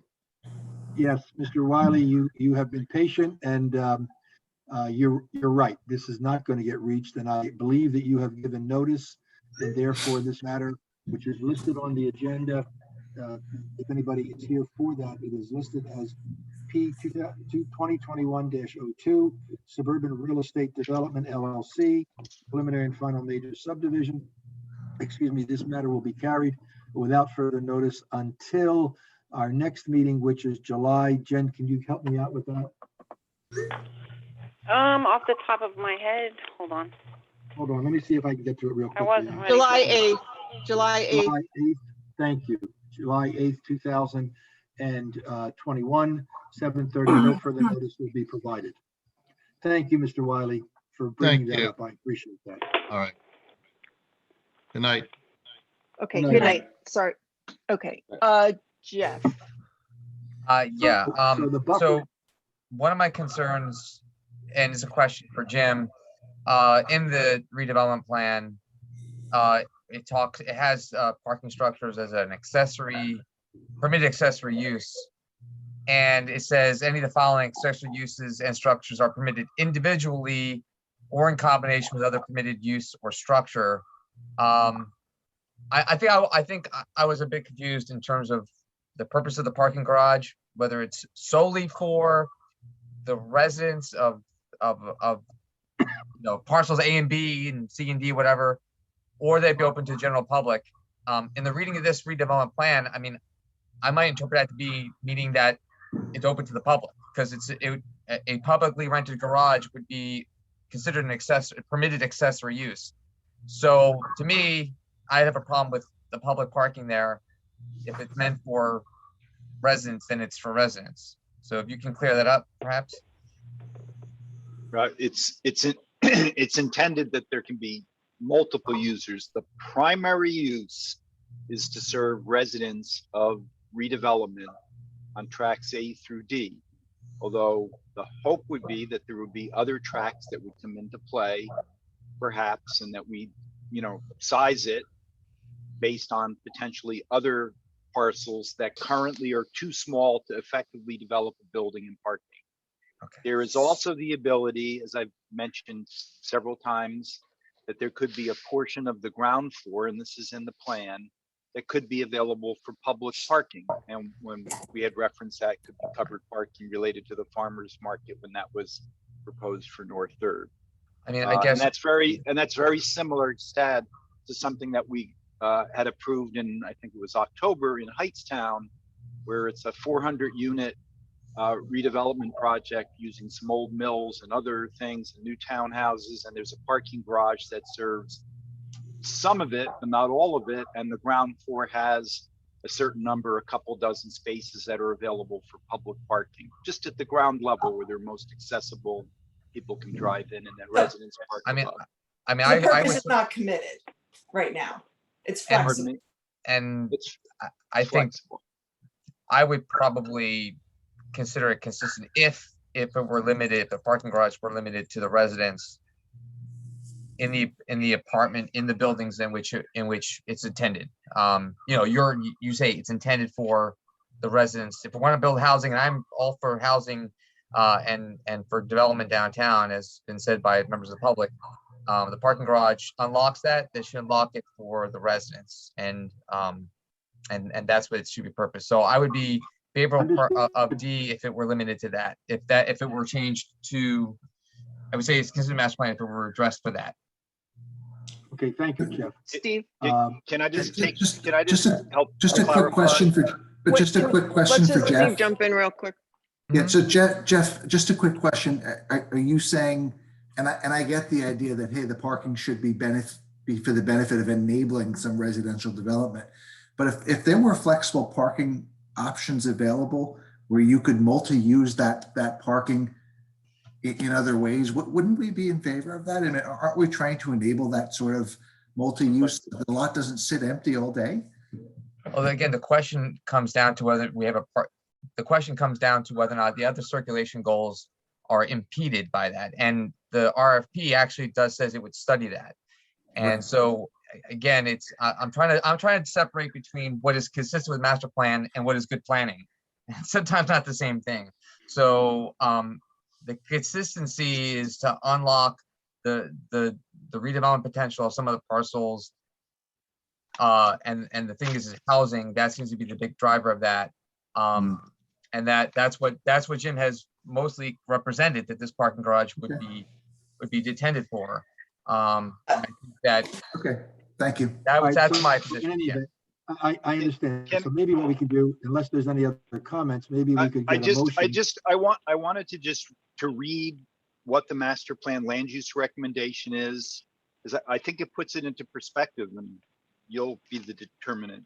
Go ahead, Jim. Prepare a parking management plan that evaluates parking needs in relation to leveraging revitalization, infill, and redevelopment, particularly on smaller properties. Develop strategies that include right-sizing parking requirements to actual demand, encouraging shared parking and cooperative parking arrangements, and permitting off-site parking as a strategy to develop smaller parcels. Properties. Thank you. Thank you. Okay. Can we get down to a vote? Okay, so let's Yes, move that's what I on. was going to Roger. suggest. The motion, if we can do it, that way we can get it on the record. If you could solicit a motion to say that the parcel D is consistent, subject to the recommendations that the relocation of the open space from North to South 3rd Street that there will be, excuse me, housing on Dennison as outlined in the presentation, as well as the corner structure as buffers for the people on South Third, and that the parking will be utilized for new residents and for multi-flexible use for other either shoppers or other users.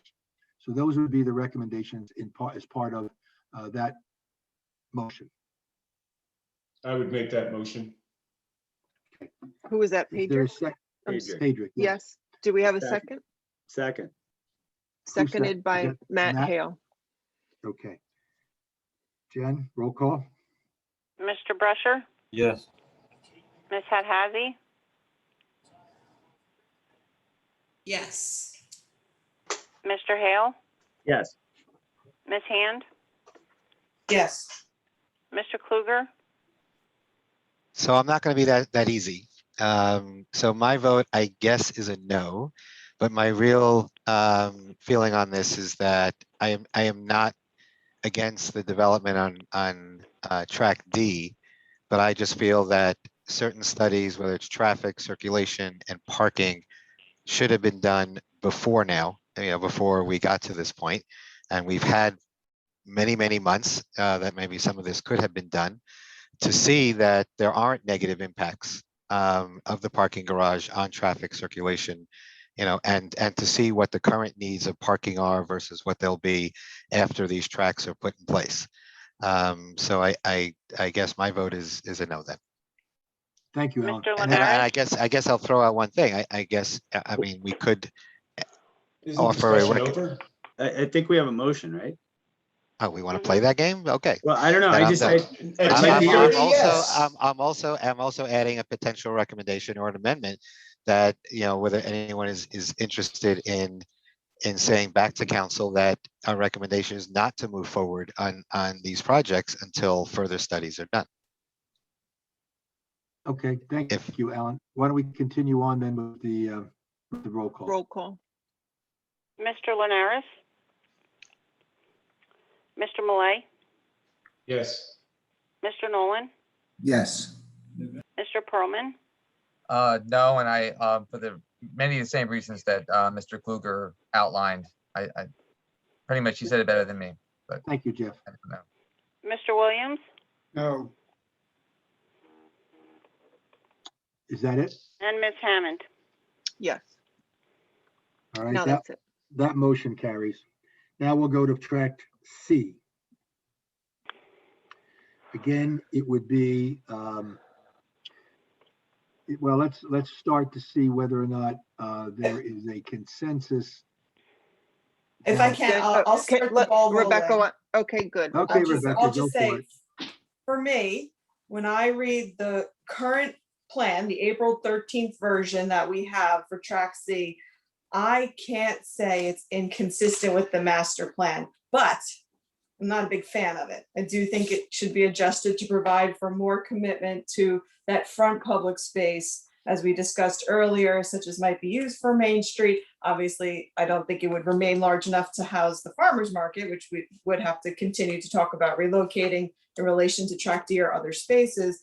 But as far as going back to council, for me, this would be, it passes muster, but it's not the best way to plan this. And we should really be committing more of a public space in the front there for public use. So that's that would be your recommendation, that there's a need to incorporate more public space in track C. Yes. Okay, are there any other comments? Yes, I'm sorry, Kim, but I see it, Jeff. Yep, Jeff's got his hand up.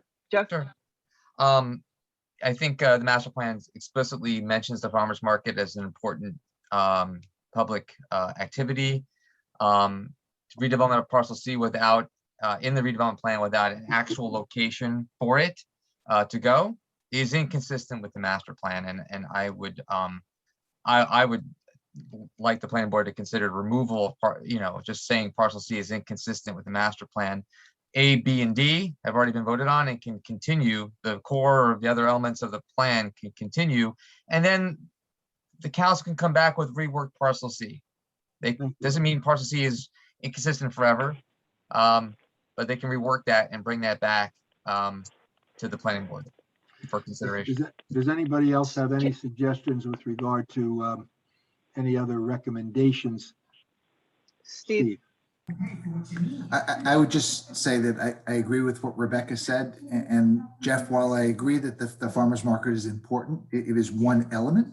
It is one part of the plan, and that I do think this is substantially consistent with the plan, with the comments that were made. Khalidra? You're muted, hon. I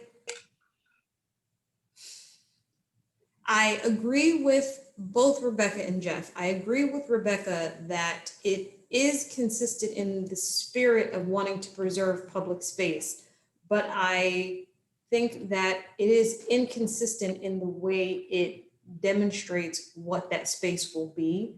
And I think that the recommendations from Main Street Highland Park need to strongly be considered in terms of how much space is needed for a preservation in order to continue the very successful programs that we offer as a borough to the public, that make our borough attractive, that make our borough a wonderful place to live and work and recreate.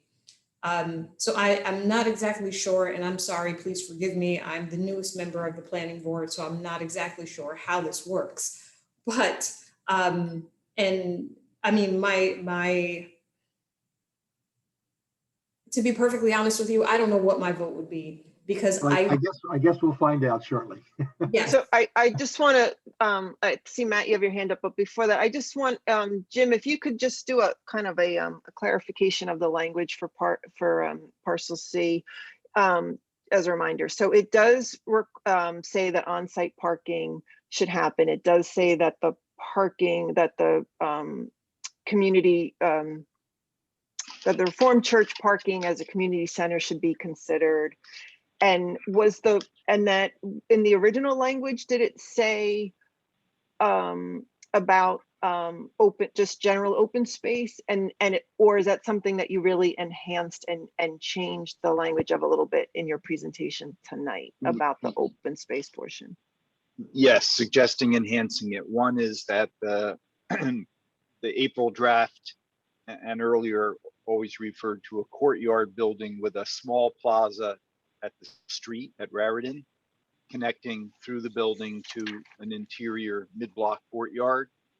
And what we've done is, or we're suggesting is, that we allow for one or multiple buildings and a public multi-use plaza / green along Raritan Avenue that then could pass through a courtyard building, or it could pass between two buildings, and it connects to the interior and the parking that serves the back of the church.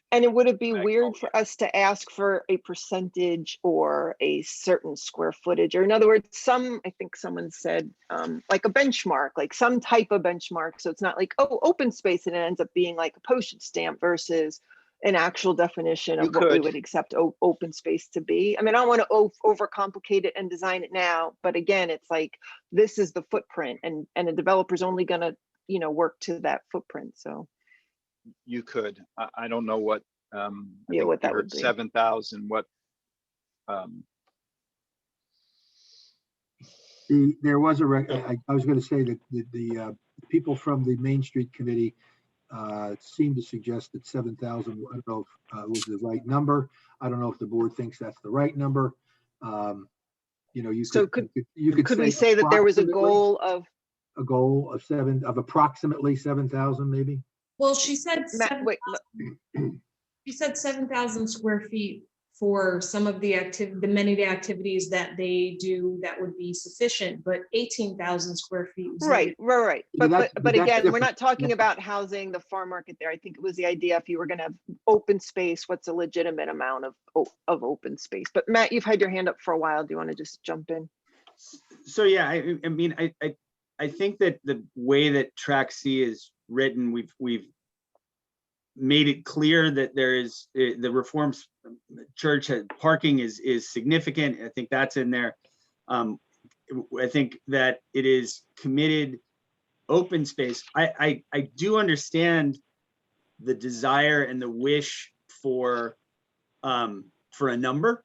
I do. I just, my worry or my hesitancy on that is that if there is a specific number and there is a developer who is, and remember two things. Number one is we own this, so that it's less likely that something's going to get forced onto us than other places because the borough owns this. And secondly, if this is approved as a redevelopment, there has to be a redevelopment agreement. So there are many protections on ensuring that there is an adequate size of open space on Raritan. And we're committed to that. My hesitancy with putting a number specifically on it is if one developer says in his plan, and I'm making numbers up, if we put 7,000 down and a developer says, you know, I can make it work with 6,000 and I will give you a shuttle into New Brunswick, and another one says I will give 7,000 but you don't get a shuttle. I mean, when you put those pieces together, having a number like that seems to me to be... the idea of a goal is not that obviously you would reject a number of 6,000 over 7,000. The idea of a goal is that there's a general sense of, I'm not looking for 30 square feet. You know, I'm not looking for a place to put a statue and say, oh, this is a green area.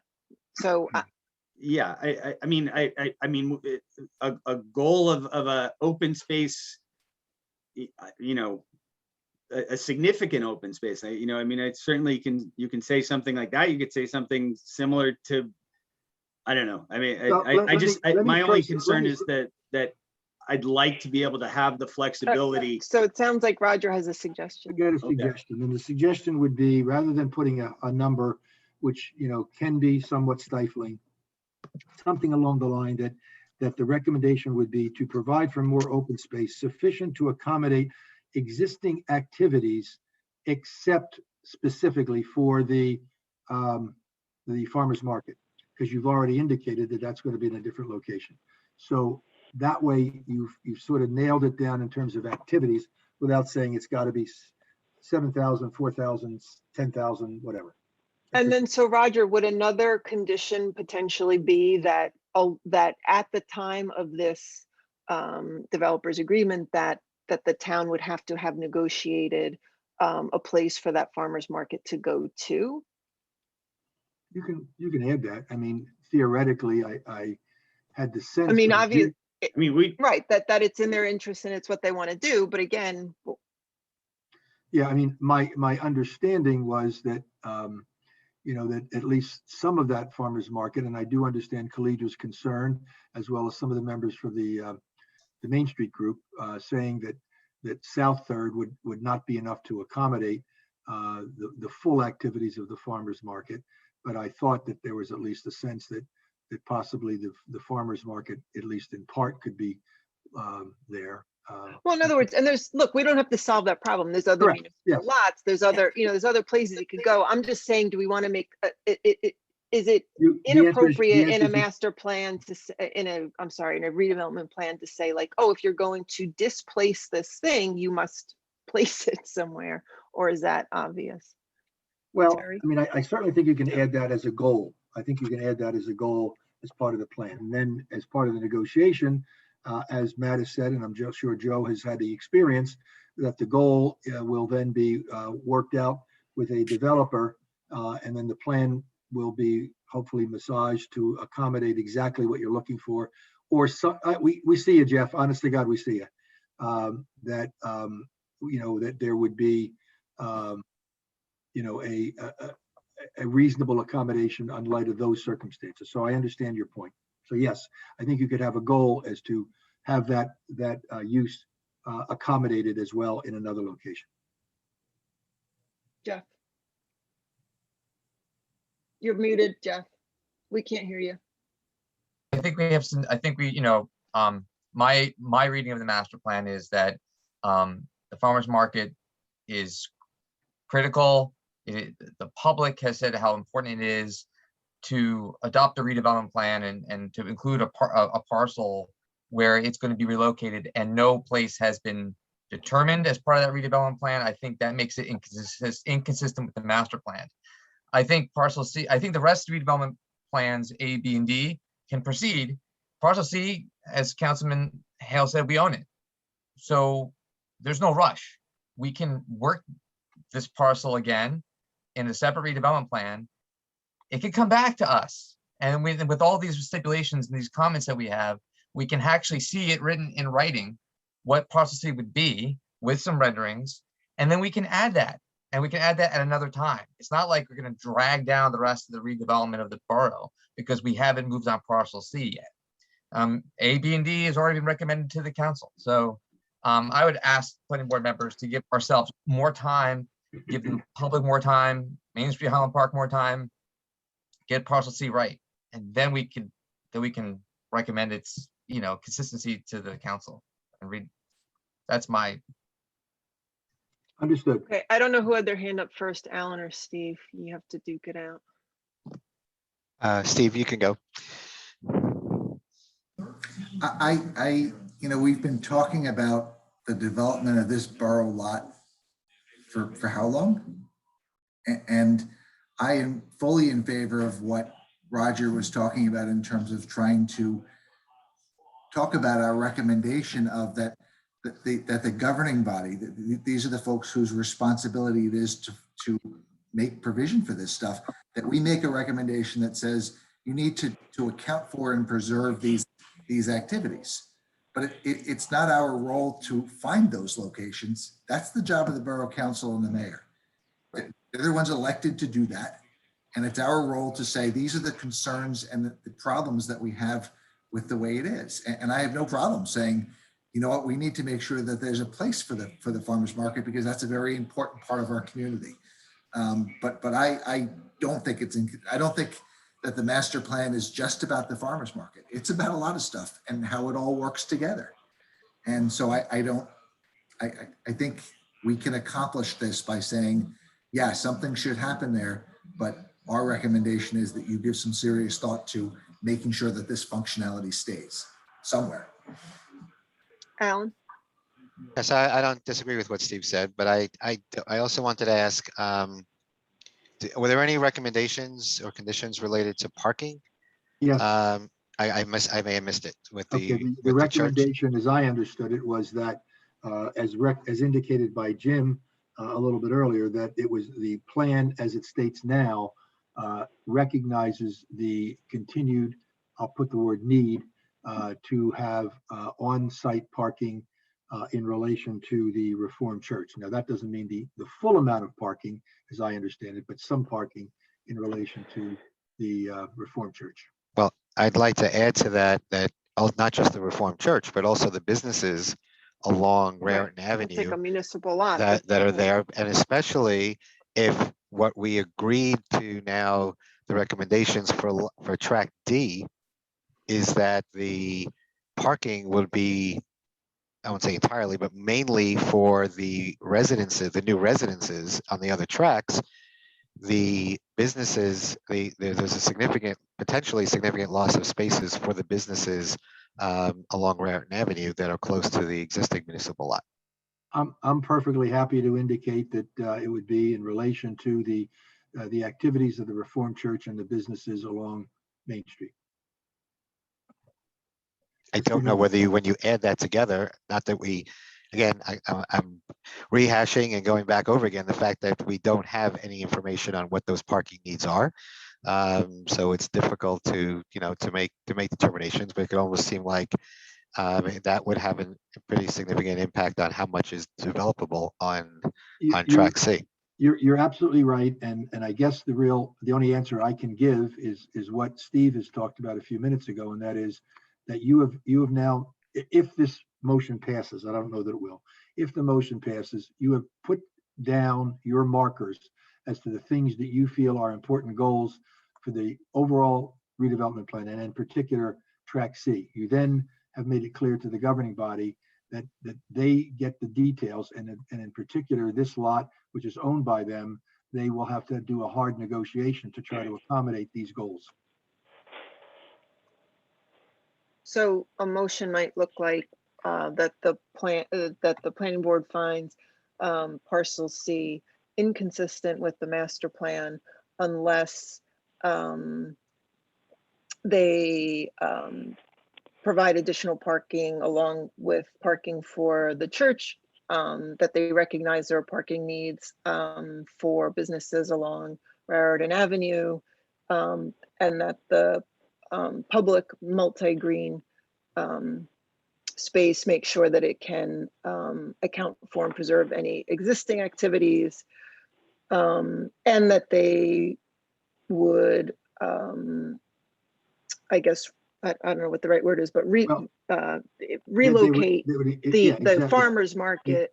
Exactly. What I put down here is that there would be additional public space to accommodate the existing activities on site other than that occur on site other than the farmer's market, that there will be parking, a goal to accommodate parking in regard to businesses on Main Street and Reformed Church, that the open space will be accommodated in a manner something along the line of multiple buildings with a multi-use plaza, as indicated by Jim, and that the goal will be to have, as part of this development, a relocation of the activities involving the farmers market as part of a developer's agreement.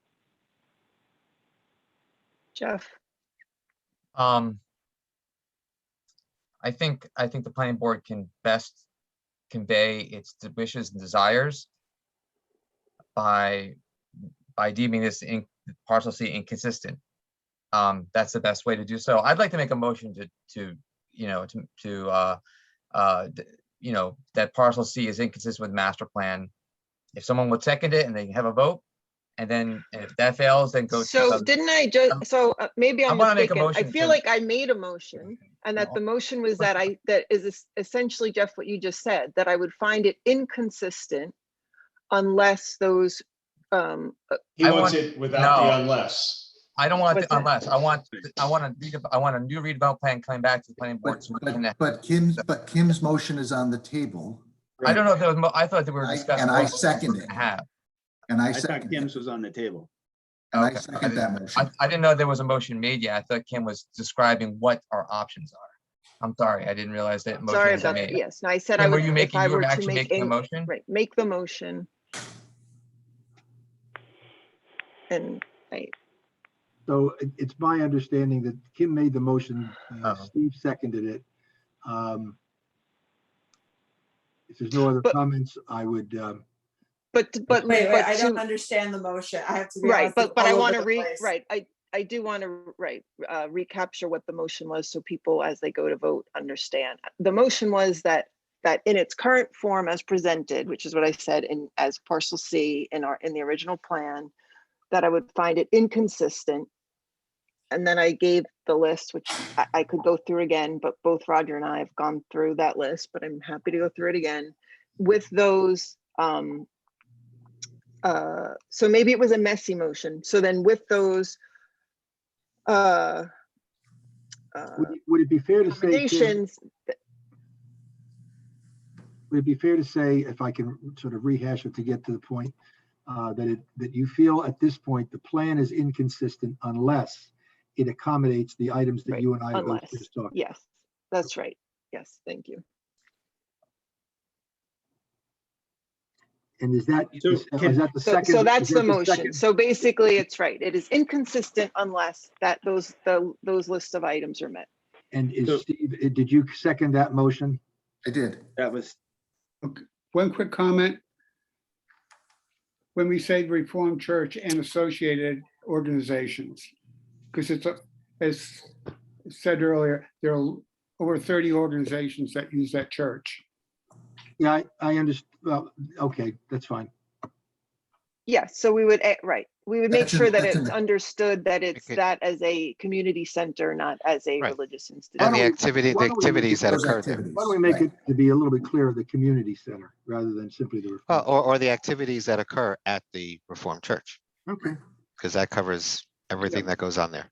thank you very much, Alan. Jeff, I think that Can- because again, by saying in the motion that we're finding it inconsistent and giving, the items we'd like to see changed, we're in effect meaning what Mr. Baumann had said earlier. We're giving the reasons why we are finding it inconsistent, as opposed to what you're proposing is just to say inconsistent and we're done. So I think it gets to the same place. I think we're both getting to the same place, but we're actually giving. And again, our roadmap. job is to determine whether it's consistent or inconsistent, then not my to completely redesign it. So my question for Roger then is, what if could council approve parcel C without our recommendations or no? Well, I'll defer to Joe, but my understanding is that, they, just like anything else, if it turns out that the board, the committee, or the council ends up having a vote that is unanimous, just like any other consistency, they can then end up moving forward with whatever they want to do, as long as they end up doing it with a supermajority of 75. I think it's 75%. And I'll defer whether it's 75 or 2/3, but I think it's 75%. So that's true no matter what you end up doing on consistency reviews. Can I ask a That's the whole point. procedural It's question? a review. Maybe Joe can answer. Joe, but I have a question as well. Go ahead, Joe. I just want to clarify, the vote is a majority of the full governing body to override the recommendations. Thank you. All right, thanks, Joe. Okay, so there's a motion on the tape. Can I just ask a procedural question? Oh, yeah, I thought you did. Yes. Mhm. I wasn't, so if the planning board votes this is inconsistent unless A, B, C, and D, and because the things that have been mentioned, A, B, C, and D, are things that I believe that the council has made very clear that we're interested in making all of those work. So is there a reporting requirement? I mean, like what's the next? So the planning board says it's inconsistent. It goes to the council. Does the council then say, here's how we're implementing these A, B, C, and D unless conditions?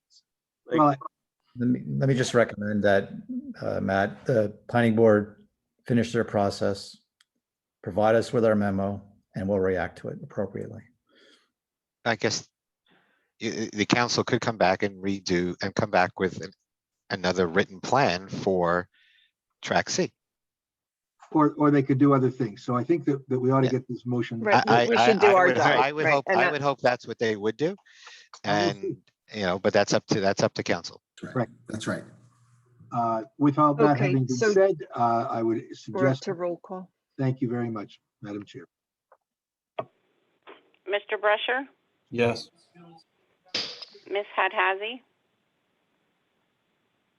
You're muted, Collegia. Just so we're clear, we're voting that it is inconsistent. Unless those conditions met. are accepted, right? Yes. Mr. Hale, I have to be honest, I'm a little stuck because I don't think I agree that it's consistent, but I agree with all the conditions. So in an effort to move it forward, I will say yes.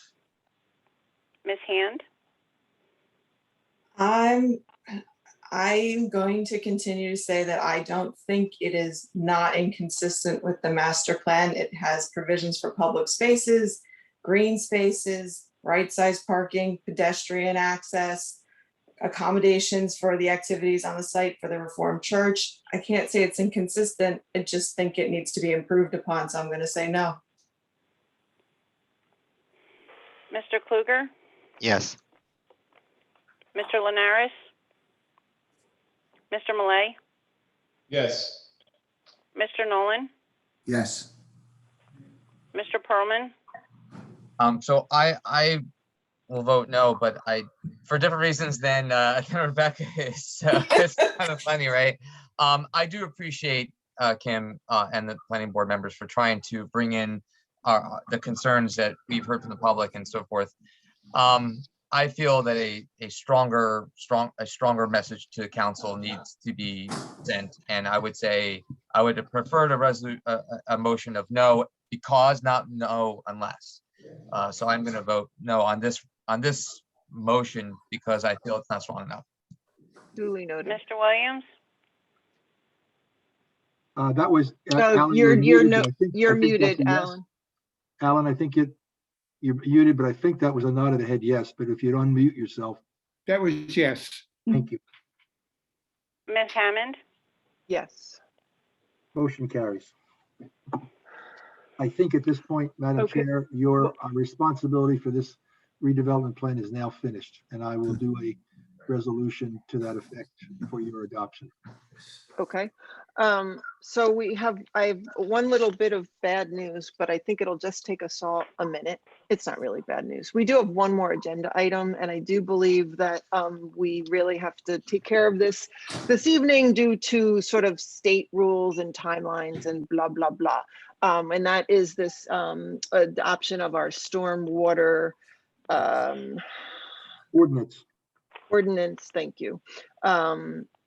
And maybe Bruce, you can just say 4 words about it so that we know what we're voting on, and give us your professional sort of opinion about what we're about to do. I'll have 4 minutes, Madam Chair. Perfect. So the ordinance is what is required by the DP to be adopted.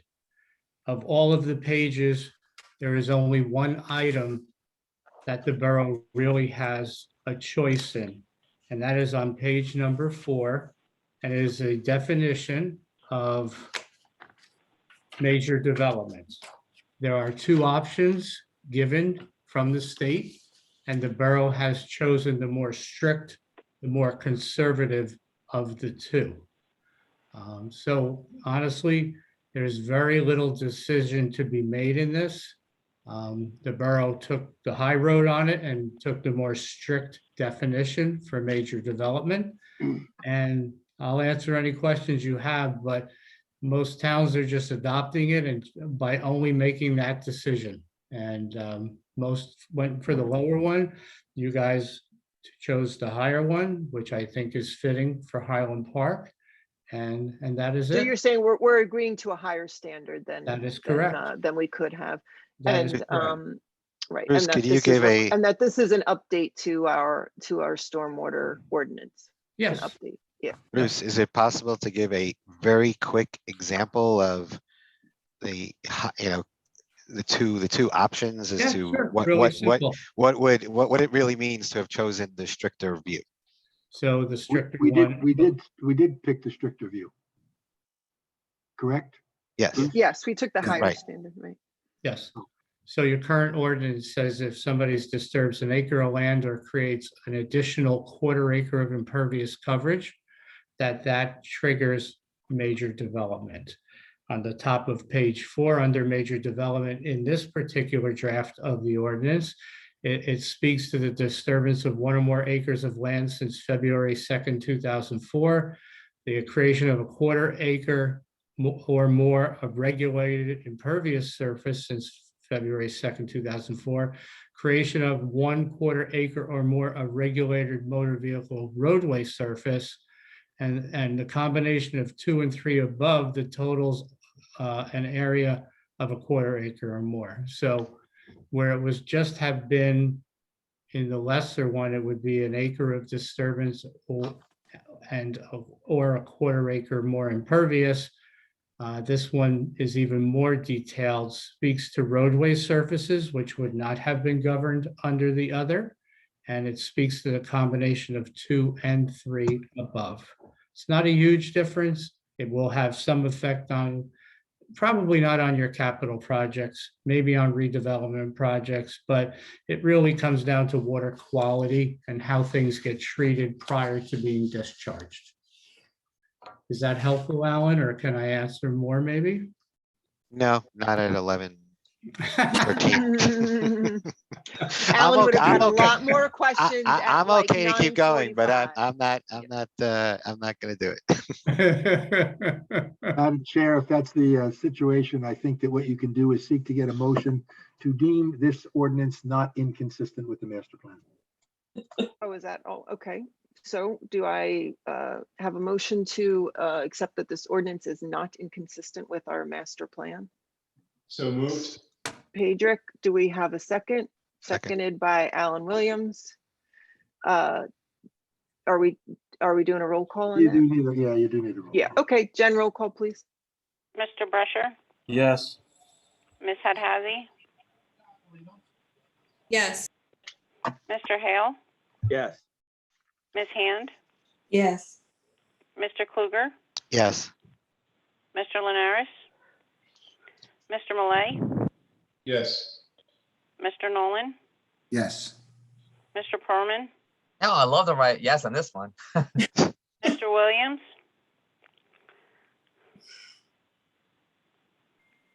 You're still Mr. on. Williams, Oh, you're muted, Alan. Yes.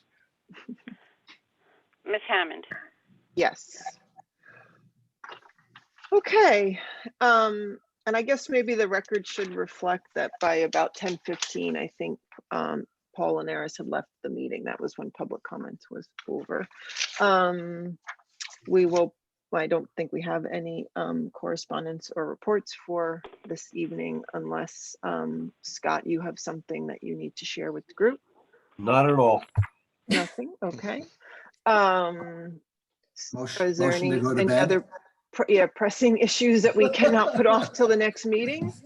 Seeing none, I will thank everyone for their participation in this process. And Joe, thanks for bearing with us as we as we moved through what I think was a difficult process, but I think we did the right thing. So with that, I would accept a motion to adjourn.